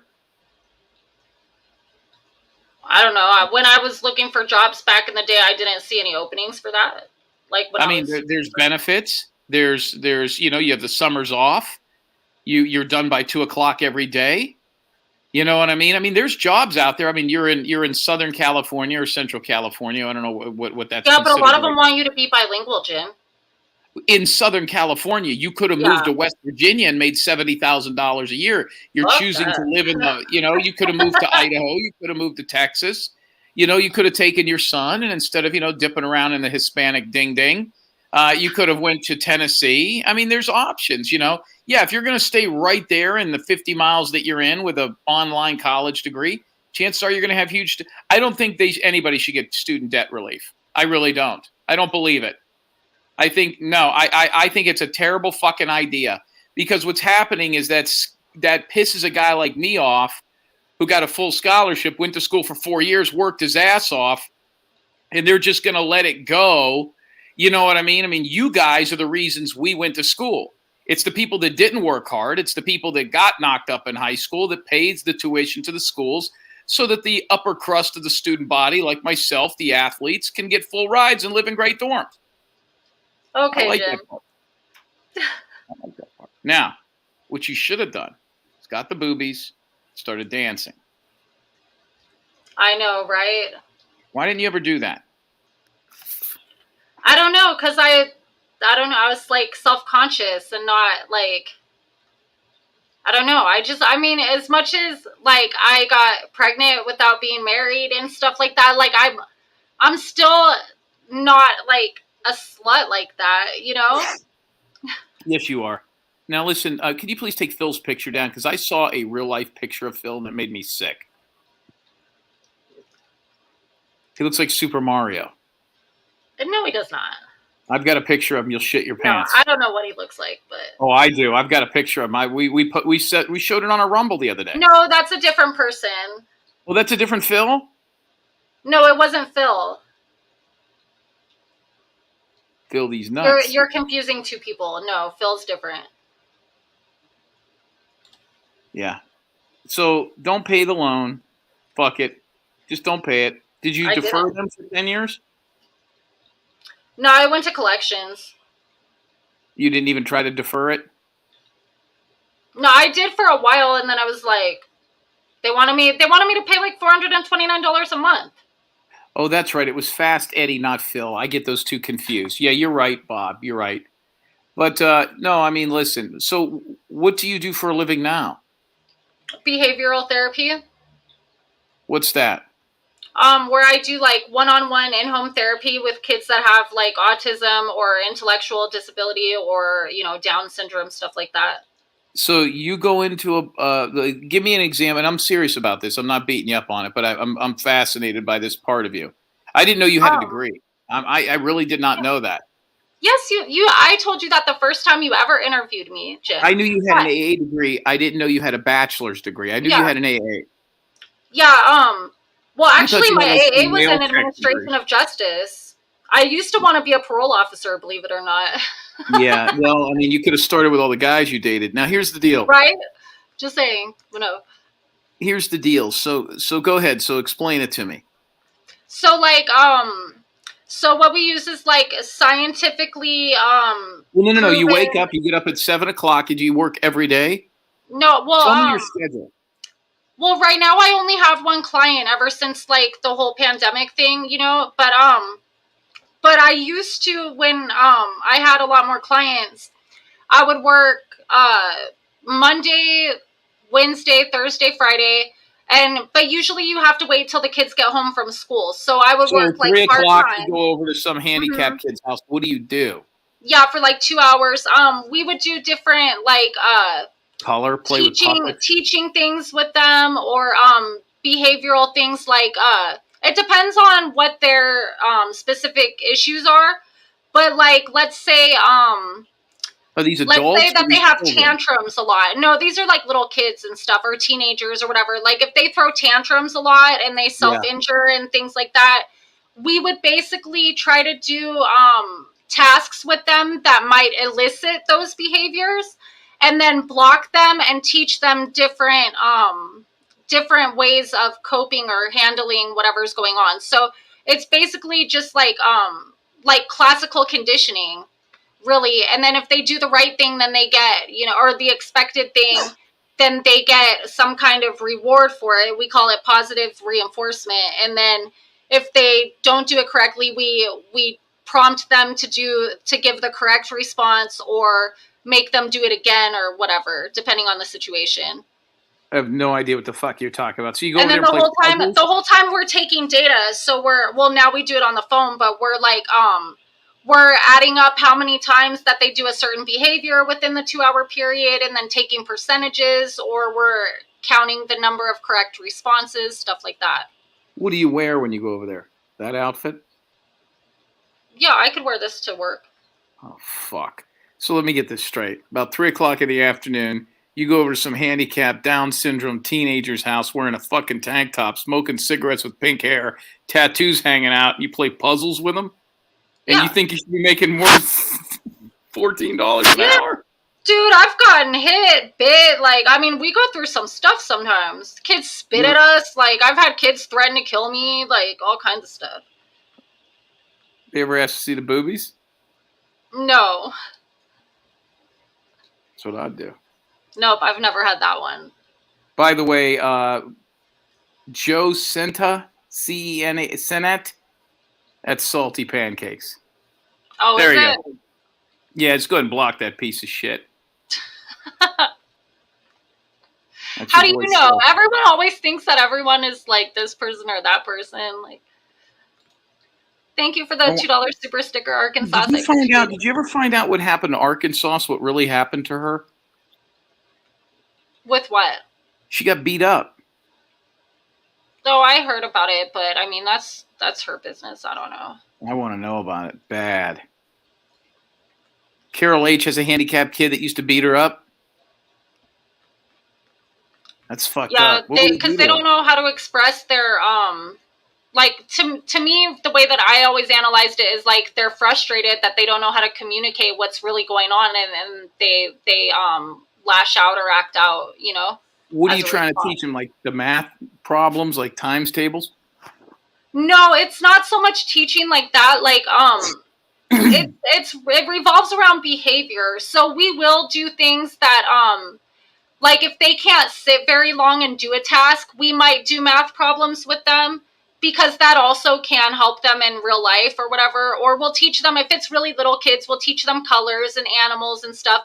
But the whole purpose of it is not necessarily to teach them their colors, but it's to get them to like listen and respond and pay attention and sit still and wait and things like that.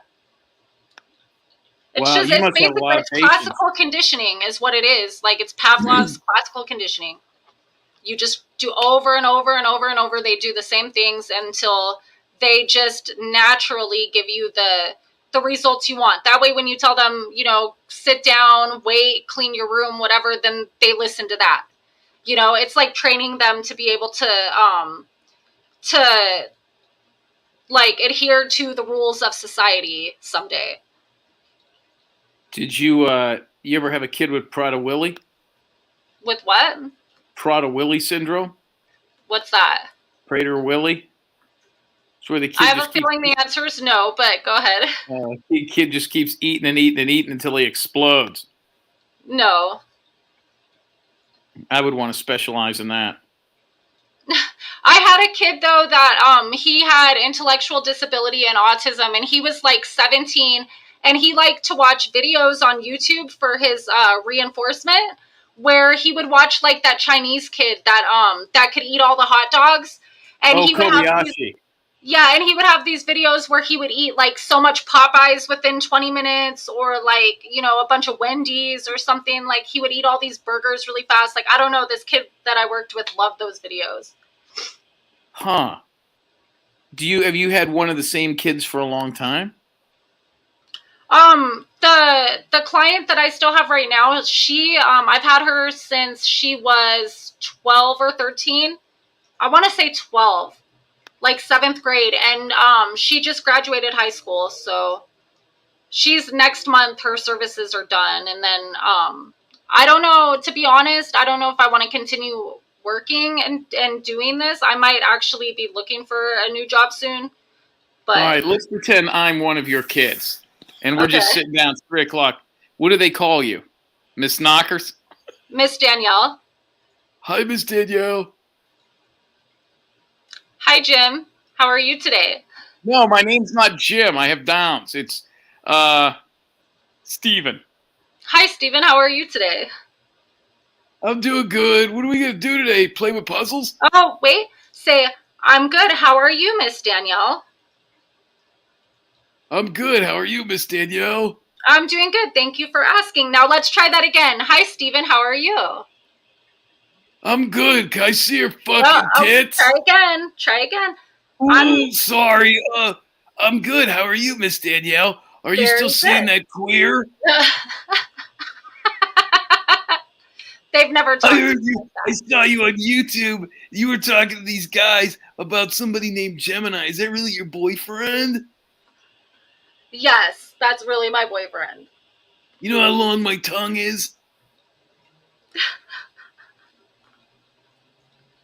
I can eat a slice of my own duty. Okay, well, we shouldn't do that. Instead, we can ask for food. Okay, did you make me a sandwich, bitch? Ooh, sorry. Let's try that again. Ask nicely, please. Can I have a sandwich? Yes, you may have a sandwich. Can I tell you what Leroy did in my class today at the special school? Sure, but you have to wait 5 minutes, because we have to do 5 minutes of our lesson before you can tell me your story, okay? So I'm going to set the timer now. He lathered it up. He was playing with his no-no zone.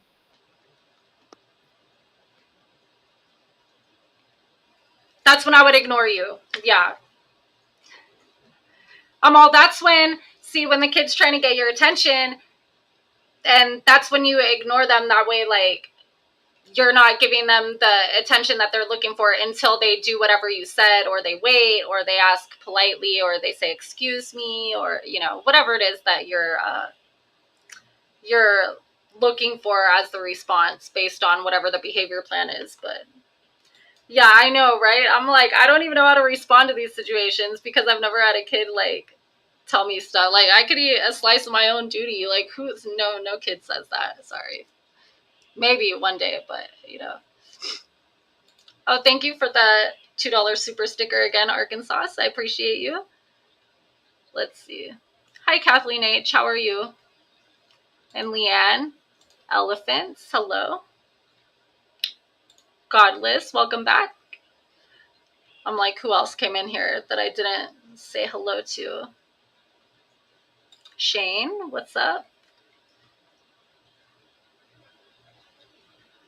Yeah, so, yeah, they eventually, after you keep doing it over and over, eventually they respond correctly, because when they learn what you're expecting, then they just want to get whatever their reward is or their reinforcement. So sometimes it takes a while, though. Like, sometimes it really takes a while. Like, I had this one kid that I worked with. He was my very, very first client that was mine. Like, because when I first started, I had to do like shadowing for a week or two, which was where I would go with other therapists to their appointments and kind of watch what they do, and then they would let me try stuff and whatever. So it's like hands-on experience or whatever. And then so my very first kid that I had on my own was he was 10, I believe, at the time when I started working with him, and that kid hated me. Like, he would call me a monster, and he would never want to listen to me, and like I just didn't know how to get through to him and like make that connection. And then he really was into Minecraft, and my little brother, he used to make animal balloons for parties and stuff. And I had him one day make me like a Slender Man balloon, and I took it to the kid, and like after that, that changed everything. Like, all of a sudden, that was how I was able to make that connection. But it was hard. It was like over a year, I think, before I brought him that freaking Slender Man balloon. And I was just like, I would cry sometimes when I'd go home, because I'd be like, I don't know why this kid hates me so bad. Like, I'm trying and trying, and I just couldn't figure it out. And then, like, kids with autism and stuff especially, you gotta sometimes just figure out what is it that they're like super, super interested in, that they love, and that's how you find your way in with them and get them to like pay attention, and you build rapport, and that's how you become the reinforcement. When you get there, they're just excited to have you there because they know that you guys are going to do stuff that they enjoy. Like, we started making, after that, when I realized like, okay, this is my way in, we started making like these little like paper dolls of different Minecraft characters and stuff. Like, I would print out like these little boxes basically, and then you would like cut them and glue them together and put them on top of each other, and it would make the little Minecraft characters. It was fun. I miss doing that. Oh yeah, there's a huge difference in behavior in children with autism and Downs for sure. One of my favorite clients ever, he had Downs. He's so sweet. Like, but his family, they treated him like with the same expectations that like any boy his age would have. Like, he was expected to clean his room, throw his trash away, you know, things like that. And I feel like the fact that he was treated just, you know, as like a typical child, that also made a huge difference. That he had a very active family that like was on top of his behaviors. I did actually not behavior therapy with him, but I did adaptive skills training with him because he was pretty well behaved in those ways. We had to work a little bit on like what did he do? Sometimes he would do like ignoring, or, you know, there was a couple behaviors we worked on, but it was more so teaching him like how to make the bed, how to wash dishes, stuff like that.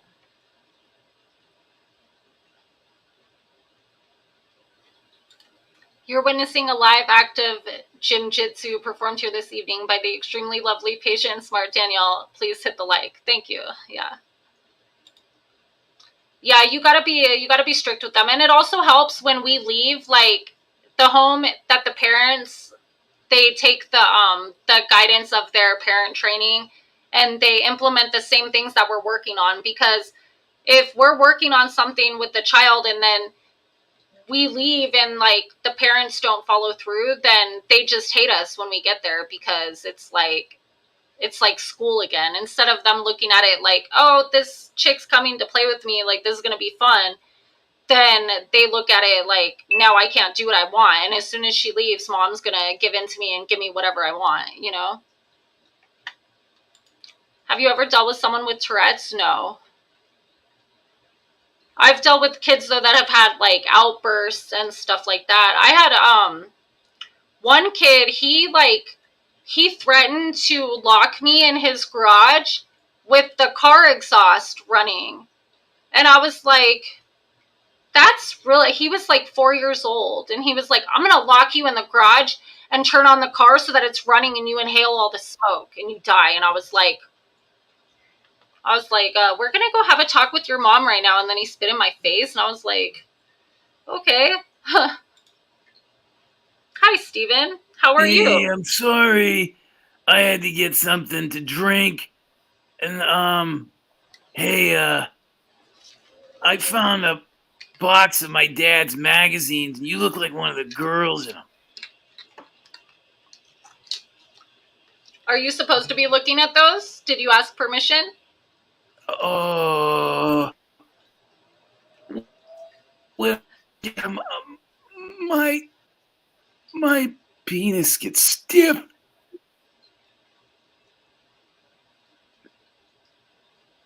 This is when I write that in my notes, and then as I'm leaving, I tell the parent, like, make sure that you read the notes, because when you're asleep, the kid's looking at stuff you shouldn't be looking at.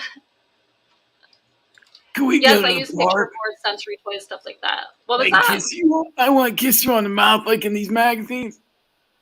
We don't kiss strangers. I'm not a stranger. Or Stevie. acquaintances. Nope. You kiss Gemini, and he kisses strange men.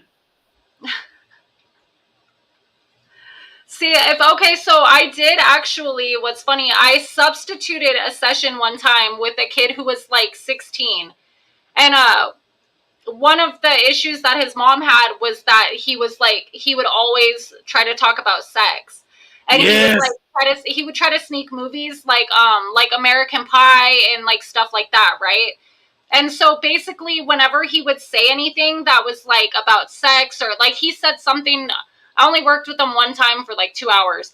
And he was all, so like, have you ever had sex? Doesn't it feel good or something? Like, and I just had to completely just like look away and ignore the question and just not, and then be like, so I heard that you like science class, like tell me about science. And he'd be like, no, but I was asking you, does sex feel good? And I'm just like, and I'm asking you about science class, like it was really hard to redirect it too. Like it just was kind of uncomfortable. I was like, oh my God, I'm so glad this is only like a substitute session. I got a game we could play. What? We could go pick up Gemini and kill him, hide his body. How about we could play Trouble or Sorry? Which one would you rather play? How about Sorry? You're gonna touch my penis now. Okay, we'll play Sorry. Jeez Louise. That's funny. Yeah, 65 going on 12. That's funny.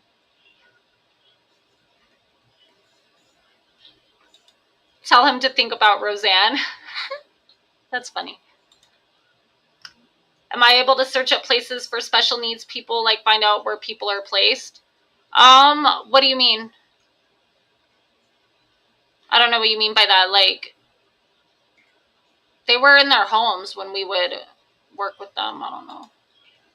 The root of all corrupt beings is collectivism. Democracy hasn't worked since introduced in ancient Rome. It's because of two-party design. It leads to unitarian. Eventually, we're all seeing it now.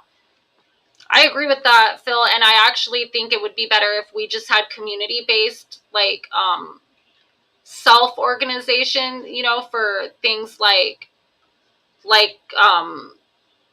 figuring out how we're going to build the roads and all that. Like, people will be like, well, if we didn't have federal government and we didn't have taxes, and like, how would we build the roads? Like, I've seen on YouTube people donate money for things that they think are necessary, or like, we see it happen when there's a need. It's usually met. Like, people with skills would come together with people who had the materials, or just whatever. I feel like society, we could all contribute to our communities, like, and we would, if that was the way that it was, because it would benefit us directly. We would know where our money, time, and energy was being spent. Like, I definitely agree with that.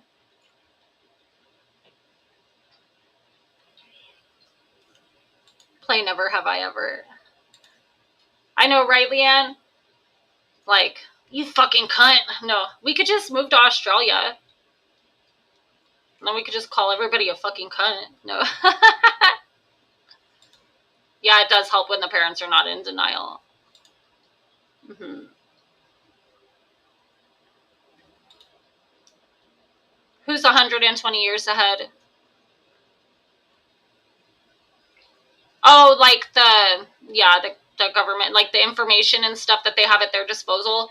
So going back to like the Trivium process, they have so many more facts and so much more knowledge available to them. And that's how they manipulate our ability to get that information and then make better choices or have different, just do different things with what's available, because there is so much more. You're right about that. Reuse old bubble gum to pave the roads. Would that really work, or are you being sarcastic? No. Do you have access to regional health? That's what it's called here in Central Valley. Yeah, like the regional center where they approve for us to do services with the kids and stuff. Oh, can I find people that no. I don't have access to stuff like that. It's pretty confidential anyways. Like oh, like can I work with them? I don't know. I haven't looked into that. Like when I was looking for jobs, I was looking, you know, like just on the internet doing job searches, and the things that I was taught, like from the EDD office when I had been on unemployment or whatever, and they taught us how to search for jobs and stuff. I mean, that's a good idea though. I thought it was the Illuminati, Phil. The shadow government. No. I'm all. That's like totally illegal to say on YouTube, probably. Like, the right to work states for regular workers when you have union can be a problem. Yeah, feds. Feds. Jody Sue Brown. Does she still do like 50 million hour long live streams every day? Okay, thank you, Robbie's Banana. I'm all, dude, Jody Sue Brown, though, like... Political atheist. Is that the same as, like, anarchist? Like, no rulers? Which doesn't mean no rules, because there's always natural law. But I think we should have no rulers. I think we should learn how to think critically, determine what moral behavior really is, and be responsible for ourselves. But, you know. Yeah, 2 hours. It doesn't even feel like it's been that long, actually. What do I think about what's going on in Vegas? Are you talking about, like, the alien thing? To be honest with you, like, I don't know that much about it because I don't usually watch, like, the regular news and stuff. I've just heard people talking about it. So I don't know all the details to really give, like, a full, you know, analysis or thoughts on it. From what I heard, like, they saw, like, UFO or something, and they're admitting that it's a UFO. I don't know. I might be wrong, though. Hi, Mark. Welcome. I've tried to DJSB an algorithm from her, so I don't know. Me too. I think I'm still subbed from the channel, but I don't think I get, like, really the notifications or recommendations ever. Because it's just, like, every time you look, it's like, she's just sitting there in silence, like... You know, and it's like, I mean, I smoke and stuff too, but at least I'm, like, trying to interact and talk, like... I remember watching her chat one night, and I just watched her, like, look at what people were typing, and then she would go, like, she would get super, like, paranoid and just delete people and not even say why. Like, they wouldn't even be saying anything bad, and I was like, God, that's terrible. To trust a politician is the ultimate act of misplaced faith. Yeah. You have They Live sunglasses? A lot of people are wearing They Live sunglasses. Or, no, they're not wearing, like, you know what I mean? They're blind, like, they don't see. People need They Live sunglasses, basically. Yeah, I agree with that for sure. Good night, Queen of Osian. I appreciate you coming. Thank you. Cannot trust in any way, shape, or form the fairy tales and coincidences peddled by people in power, regardless of the party a politician proclaims him or herself to be. Yeah, I agree with that. I'm registered natural law party. Just for principle's sake, like, which is it kind of goes against natural law to even register as a political party, which that's why I kind of found it like funny and ironic that they even had a political party, because it kind of just goes against like all the beliefs. But I mean, I feel like it's just a principle thing. So when I saw that as an option, I was like, that's my political party right there. Are they really, though? Because I don't think that people are terrorizing, harassing, and manipulating her. I'm pretty sure you're being sarcastic. I hope so. Yes, to see the aliens. Like, I would love, like, I would love if there was, like, aliens that would just, like, I don't know, come and show us something different. Maybe it would unite us as humans. I don't know. I feel like it would definitely be interesting. If you get another job, would you still be able to have clients for a separate income stream? Yeah. I have a second job right now. Like, I work for a business that my uncle owns, like 2 days a week.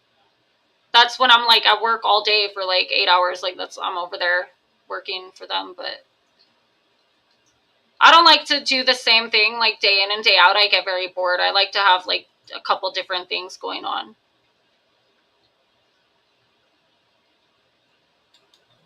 Good night. I thought you were going to bring me my sweatshirt. I need my sweatshirt. What if I get cold?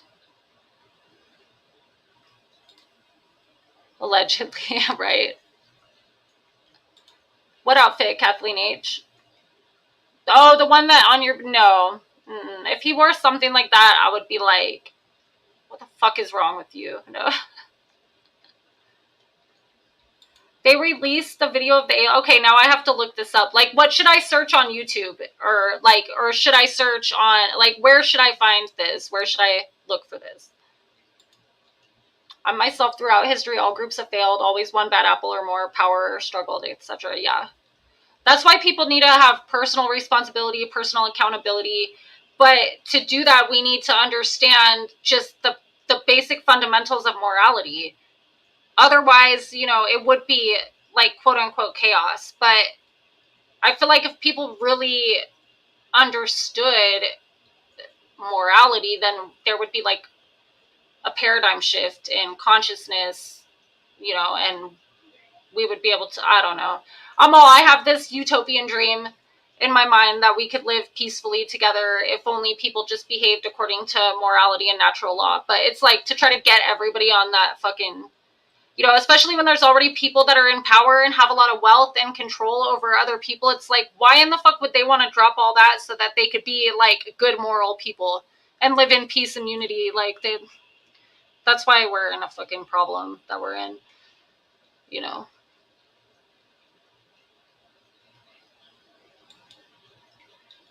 I mean, it's not official, but we're hanging out and stuff. Well, he's been giving me a space and, trying to like, I mean, he's never done anything bad to me, but it's just, I require a little bit of space and independence and like time for myself and stuff. And he hasn't been like suffocating me. So that's good. First president to weaponize the intelligence community through media. But we do need rules, don't you think? Well, there are natural laws of the universe. There's, cause and effect. Like you do a certain action, there's a consequence, and then like I was saying earlier, morality can be judged objectively and determined as an objective truth, where it's basically like, don't do unto others as you wouldn't have them do unto you. Like, don't cause harm to another being. And then you also have the right to not have harm caused, against you. And if people would just abide by that, then we would be free to do anything else that we want, Just can't hurt anybody in the process. Like, there's there's really no limitations. Like there would be no, like the thing is that any rule that has like that's valid in nature doesn't need to be written down. That's redundant. Like things just happen like the way that they are, you know, like it just is. So it's like, why do you need to write it down? Like the fact that it can be illegal to do something in one place and not in another place, that shows you right there that right now how like living by rules is not moral. Like it might be the legal thing, but is it moral? No, you know? Ideology is not a good idea. What do you mean by that? Yeah, how is the ideology used? What intent? Ideologies are awesome if they're based in truth and morality. You know, then we should definitely teach ideologies that are based in those things, because it would, you know, it would be in harmony with the laws of the universe. Look up guitars and ghost. Okay. People are inherently bad. My thoughts, sue me. It would be absolute dystopia without order, but as they say, order out of chaos. I do disagree with that, Phil. I think that people are inherently programmable. I don't think we're good or bad to begin with. And to even look at it as good or bad is, what's the fucking word I'm looking for?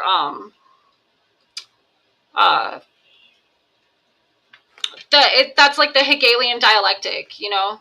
Like where something has to be one thing or another thing. It's the same as Republican or Democrat, you know, white or black. Like there's a lot in the middle, and it just, you know, I'm all in my opinion. We can be programmed.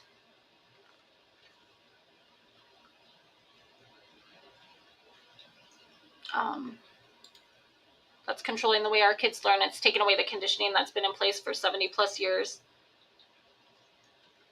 It might be, I think it's going to be interesting in the future.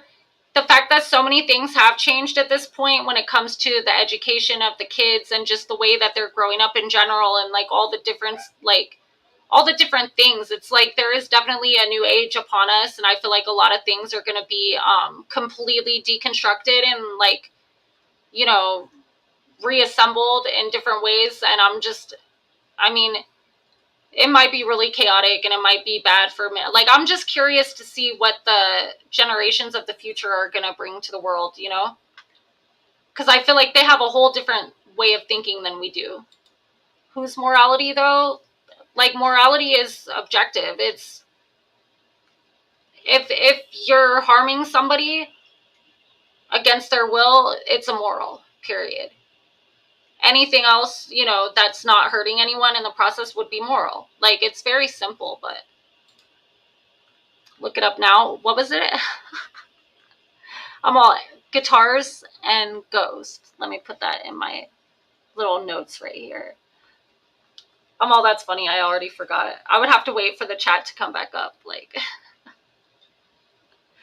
on my live, and then like, oh yeah, what was I supposed to look up? Thank you for telling me to look it up now, because I'm not going to look it up, but I'm going to write it in my notes at least on my phone, so that way I can remember that. Okay. Let's see. Learn equals think. Morality, knowledge is power if based on morals and truth and not open source information that is disseminated without context.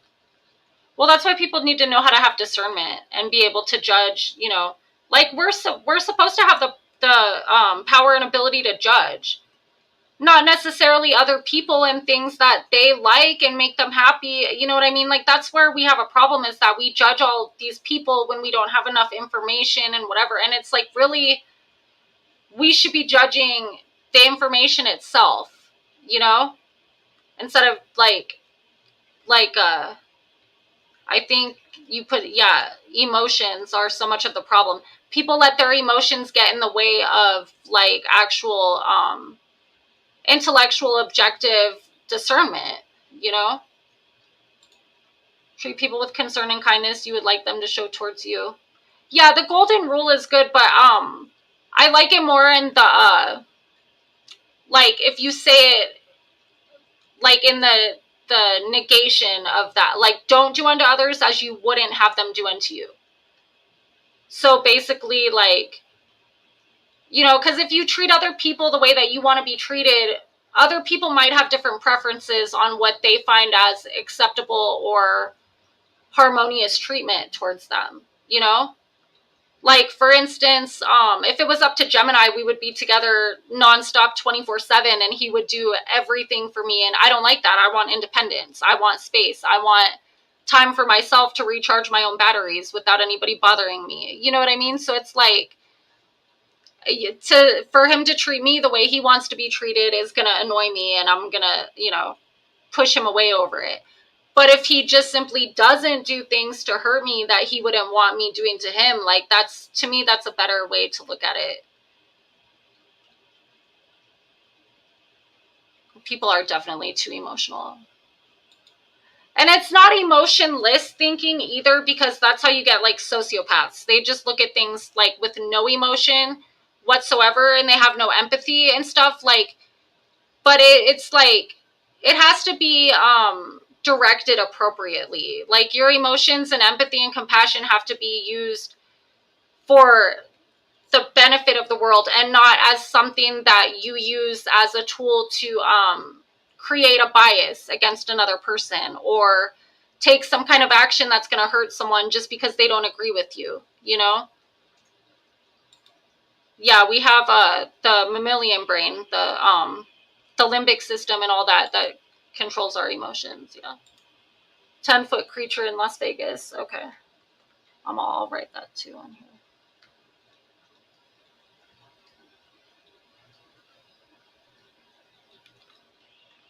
Yeah, if you're a sociopath, then emotionless thinking is, you know. Emotions skew perception. That's exactly why our emotions are targeted by media. Yeah. Behavioral micro-targeting. Definitely.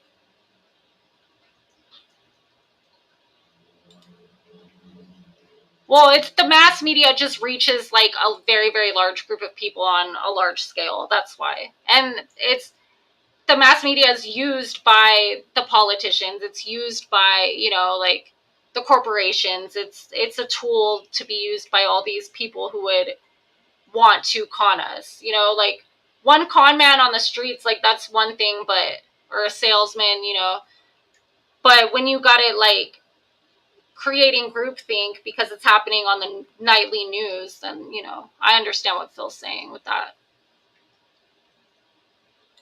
That's why it wouldn't be a good idea for a woman to be president, right? That bitch would be like, I don't like the way that fool looked at me right now. Like, and I have cramps. Go get him. Like, we're going to start a war on this country because I don't like that guy's face. No, I'm just kidding.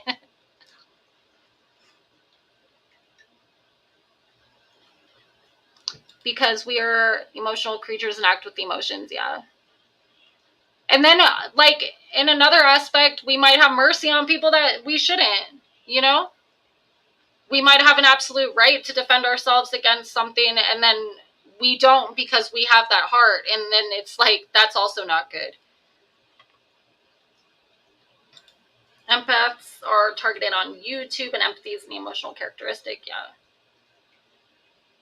We all make decisions emotionally. It's a fact. We need to practice using critical thinking as a way to balance our emotions and blind spots. Exactly. Like, our emotions should guide us in our intentions, like, in our desires for why we want to, like, solve a problem or just whatever, you know what I mean? Like, a desire to create a better world or for things to be better and improve and whatever. But I feel like when we make emotional decisions and it's not rational and it wasn't thought out, like, that's the thing with emotions, is you'll act like that, you know, because you feel something. So you don't have time to process it. Like, if we just slow down a little bit and, like, process our emotions and give it time, like, sometimes time in and of itself can help you figure out that that wasn't a good idea. Like, just waiting. You're like, you know what? Now that I think about it, 5 minutes ago I was really pissed over this, but maybe I shouldn't be because, you know, maybe there's a logical explanation. Sometimes that's all it takes, is just that little cool down period, but yeah. This is all healthy. We need to be intentional about it and not numb out, yeah. I appreciate you too, Phil. Thanks for coming. You always add intellectual opinions and thoughts and things that I think about, sometimes like from a different perspective than my own, and it'll trigger like something in me to re-examine or rethink like a perspective that I had. And I really like that. I like when my own thoughts are challenged. It's going to happen. We just need to sharpen our swords, our own discernment. Exactly. Yeah, when people get triggered and then they're just like, just do, and they don't think and process first. Like, that's the whole, back to like the grammar, logic, rhetoric. The rhetoric part is where you take action. So when people are just going straight from like the information, like the taking in information, and then they're acting and they're skipping the whole logic step, that's when like, you have people acting on emotion and stuff like that. And it's definitely not healthy, usually. I mean, sometimes maybe you get inspired and you go do something productive because in that moment you get that burst of energy and you're like, you know what? I'm going to try this right now. But like, when that's done in a creative way and you're creating something with that same emotional passion, I feel like that's a way that kind of behavior can be channeled positively. Like, there was one day before I ever started painting, like, I wanted to try it. I had a little bit of paint supplies and I had done like little stuff, but I hadn't really like sat down and just painted something that was like meaningful to me. And all of a sudden one morning it was like 4 a.m. and I'm like, I'm going to paint a painting of the universe right now. And like, I still have it. Like, it turned out like beautiful. It looks like this exploding like little nebula thing or something, like, and it was just, I felt inspired. And like, before I could even have the chance to think like, I need to go to sleep and get sleep for work tomorrow, whatever. Like, I painted that thing for like 5 hours, but it was like a beautiful work of art when I was done. Cause I felt inspired in that moment and I just acted instead of like thinking about, do I have the time for that? Am I going to be tired? All that, so sometimes it could be healthy, but always great shows. Thank you so much, Kathleen H, for the $10 super chat. I appreciate it. Oh, thank you, Carol H, for the $5 super sticker. You guys are so sweet to me. I appreciate you guys so much. Yeah, but I mean, but usually though, when people just like act without thinking first, it's usually not because of inspiration. It's usually because of like anger or frustration or irritability or anxiety, fear, things like that.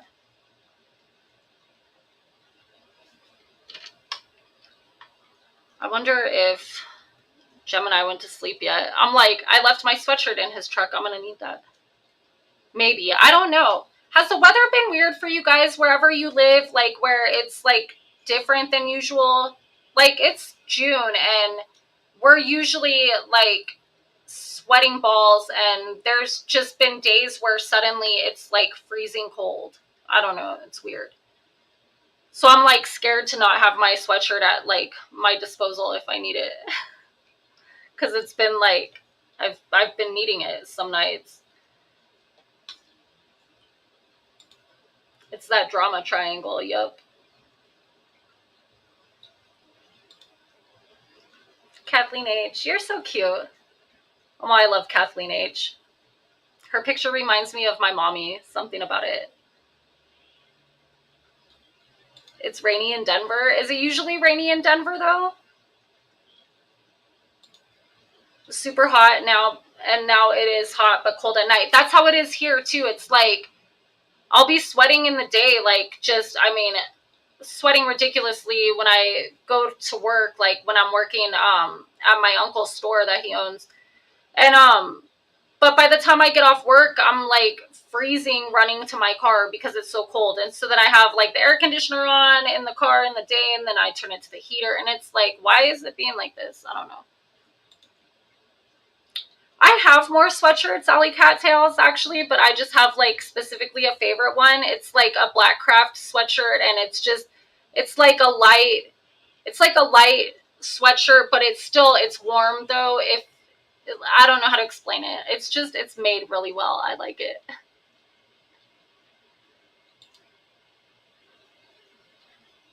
Look at all those little emojis. Pride, unicorn, rainbow main, pride flower, pansexual, pride heart, rainbow, Philly. Like, that's funny that all the stuff that it's named, those little emojis. We'll send it over. Oh, Kathleen, love you too. Thank you.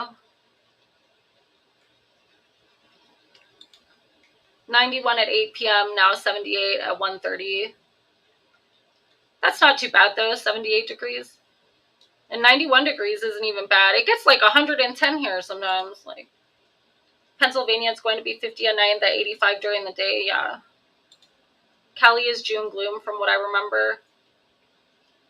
I mean, dude, the hottest year I feel like ever was 2008 when I was pregnant with my son. Like, our air conditioner broke when I lived with my mom at the time. And she rented that house, and the realty company, they wouldn't pay to get the air conditioner fixed because, like, I guess the owners of the house were on vacation or something for like 2 months. And at a certain point, my mom was like, this is inhumane. My daughter's pregnant and you guys won't send someone to fix the air conditioner. Like, I'll do it myself, but I'm going to take it off the rent, you know? And then all of a sudden, then they sent someone to fix it. But I was like sitting there in front of a fan all day, like, and I was on bed rest by the doctor. So I was like fat as fuck, like all just sweating in front of a fucking fan all day. Like, it was miserable. That was in like May. And I had been like that since like April, like just sweating uncontrollably like a fucking pig. People would be like, oh, you're pregnant, you're glowing. And I'm like, no, I'm fucking fat and I'm sweating. That's what's happening. No. Yeah, it's really dry heat here. But some days it's been humid lately too. Like, we had a day, I want to say like a week and a half ago, where there was like lightning and thunder and it was humid as fuck and it was overcast. I don't know. It's crazy.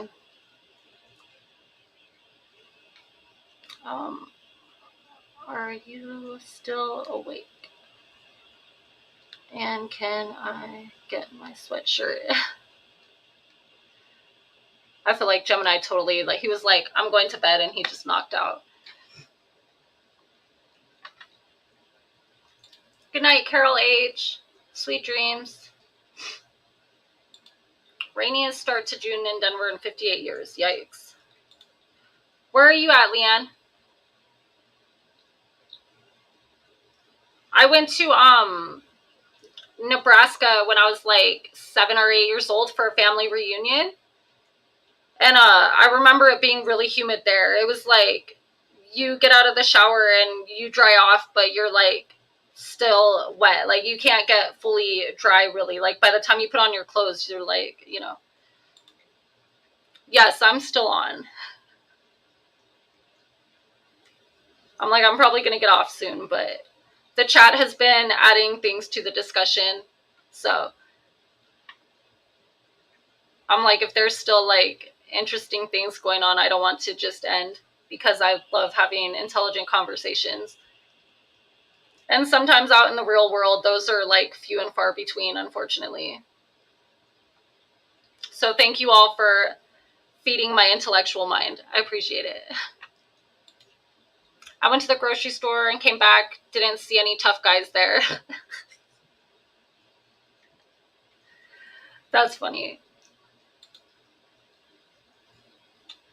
I blew our cover. My bad. No, we're not on anymore, Mr. X. No. Yeah, when last night we were thinking about going to like the Ralphs or whatever down the street and just seeing if, you know, any guy with a mask came in to buy fried chicken or rotisserie chicken or whatever kind of chicken it is that you like. But we were gonna go ask around, like, hey, does some guy in a mask ever come in here and buy chicken? And, you know, but then we thought about it and we're just like, that might be a little bit weird, you know? So we decided against it. We figured it would be better to just like look in your window when you're sleeping or something. No, I'm just kidding. That's more fun. You like the fried chicken and sushi? Sushi, ugh. I don't eat sushi, but chicken's good. Sometimes. I went to Vegas, it was hot, but it's dry heat, so it wasn't as bad, yeah. I'm like, I think I missed where, oh, Cincinnati, Ohio. It's humid there? That sucks.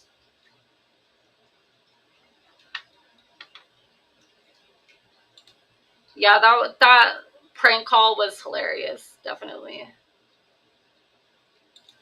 I don't think they're going to show up because Doug has a sore toe for 1.5 years now. I don't think he's talking about Doug, but I'm all, speaking of that guy, like, I'm not even on the list. Thank God. So I'm like, I'm not really trying to mess with him. I put all my videos regarding him on a private for now. I was thinking about putting them behind a paywall. But, yeah, I seen he had, like, a list of, like, 28 people that he was mad at or whatever, and I was just like, oh my God, I'm not on the list. Like, thank fucking God. Because I really don't want no problems with him. Like, he's gonna be him no matter what. He could just do it, like, in his area without me. Like, without me being a part of any of his fucking shit. Because I don't want nothing to do with it, you know?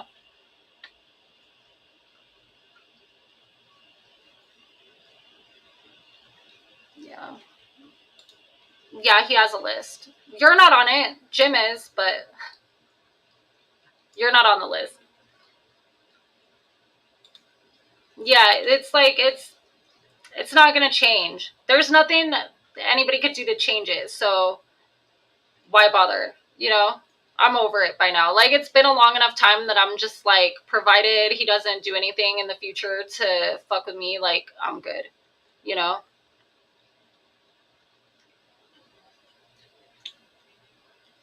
Yeah, it was funny. I had a couple friends that were like, I can't even believe you're not on the list after everything he's done to you. And I was just like, good. Good. I'm glad I didn't make the list. Like, that's good news. Like, why are you guys upset over that? Like, I'd like for him to realize that I'm not, like, trying to fucking be in some conspiracy against him. I'm really not, you know? Right? No shit. That's why he's on the list. That's why I think I'm not on the list, because he doesn't think that I'm taking his subscribers or anything. You know what I'm saying? Okay, so if you know what? Hold on.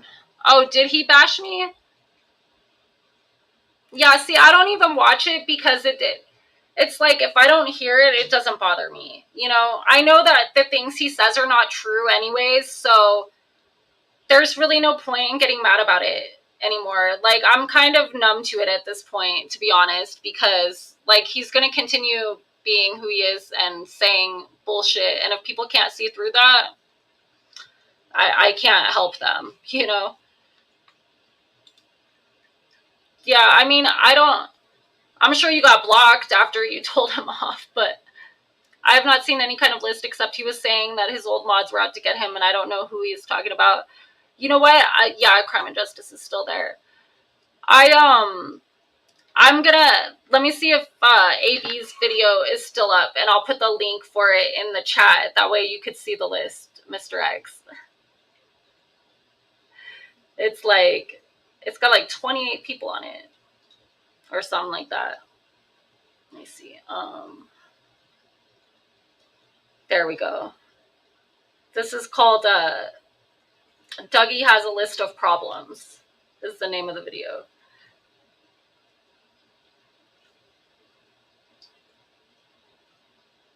Yeah. But it's got like there's one person on the list, this chick, Vet Girl, who has donated him like hundreds of dollars. And I was like, what, because she hasn't made a donation in a long time, but she donates to other creators, she's on the list? Like, that's the kind of people that's on the list. Like, people that I feel like he's in competition with for subs or money or whatever. Yeah. AB is funny as fuck, dude. I love AB. Like, he's funny. Oh, okay. Well, I mean, AB's funny though. Like, AB's not even if you watch the Judge Rule in the videos that he makes, like, it's different than actually just watching it straight. But I'll do that. I'll screenshot it and send it to you. Yeah, he's a funny troll. Yeah, definitely. I'm definitely way better than that. But anyways, guys, I think I'm gonna get off of here. Yeah, he's from Canada. I'm getting tired a little bit. I feel like, even though I don't think I could get my sweatshirt because I think Gemini just fell asleep. But so, is there any last words or anything anyone would like to say before I get off of here?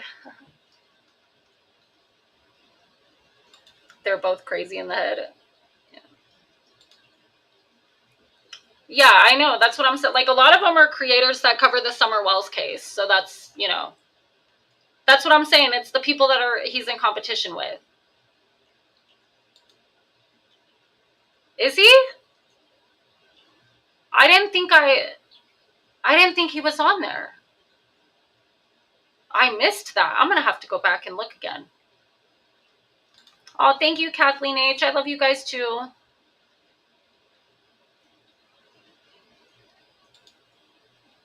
Oh, he's not on there?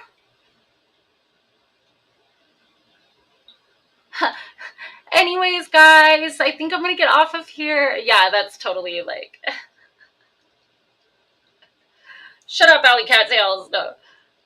Okay, guys. Well, I'm like, you just made me laugh so hard. Hold on. Oh, he's not on the list. That's what I'm saying. Like, I'm not on there. You're not on there. He wasn't there. One of the girls wasn't on there. I was talking to her about it in Lincoln Kane's chat. Like, the older woman who's married, that he exposed her pictures on one of his live streams. I was like, did you see that we didn't make the list? And she was like, yeah, thank God. I was like, right? I know. Oops. I'm hoping you have a wonderful night. Enjoy your week till tomorrow. See you tomorrow, Chuck 420. Thank you for coming. Thank you, Arkansas, for the $2 super sticker. You don't got to do all that. I'm like, I know you have hard times right now, but I do appreciate it. Yeah, I know it. Me and her have the same kind of like tone in our voice. Sometimes it's okay. I'm kind of part of Jim's thing. I'm only here to help Jim. Yeah, but at least you weren't named specifically. Like, yeah. So, okay. Well, guys, no. I will talk to you guys later. I would like to, at some point, maybe try it out, like, where I do a stream, like, like, on a different day of the week or something, where I just do, like, mini astrology reads for you guys, where, like, maybe I could look at your chart and then tell you, like, the first or the major thing that stands out to me. Like, not going into a full analysis, but just being like, oh, okay, well, you have a lot of planets in this house, or, this is probably, like, a huge theme in your life or whatever. Like, I don't know. I think that would be fun. So, and there's a couple people in here that I already owe chart readings to, which I would like to do, like, fuller readings for them, because I told them, like, a long time ago, and then I haven't done it yet because I suck. But, so I would like to do that too. So, keep an eye out for that. I'm probably going to do that sometime soon. And yeah, and I'll see you guys maybe, I don't know, is Lincoln Kane on tonight? I'm like, is he live right now or anything where I could direct you guys somewhere? No, I don't see a live coming up. Well, if Lincoln comes on later, then I'll see you guys there. Otherwise, Jim Terry TV on Rumble tomorrow, Tuesday. What time? 7 Eastern? 7 p.m. Eastern? Or no, 10 p.m. Eastern. My bad. 7 p.m. Pacific. unless it's earlier. I don't know if Mr. X is still in here, but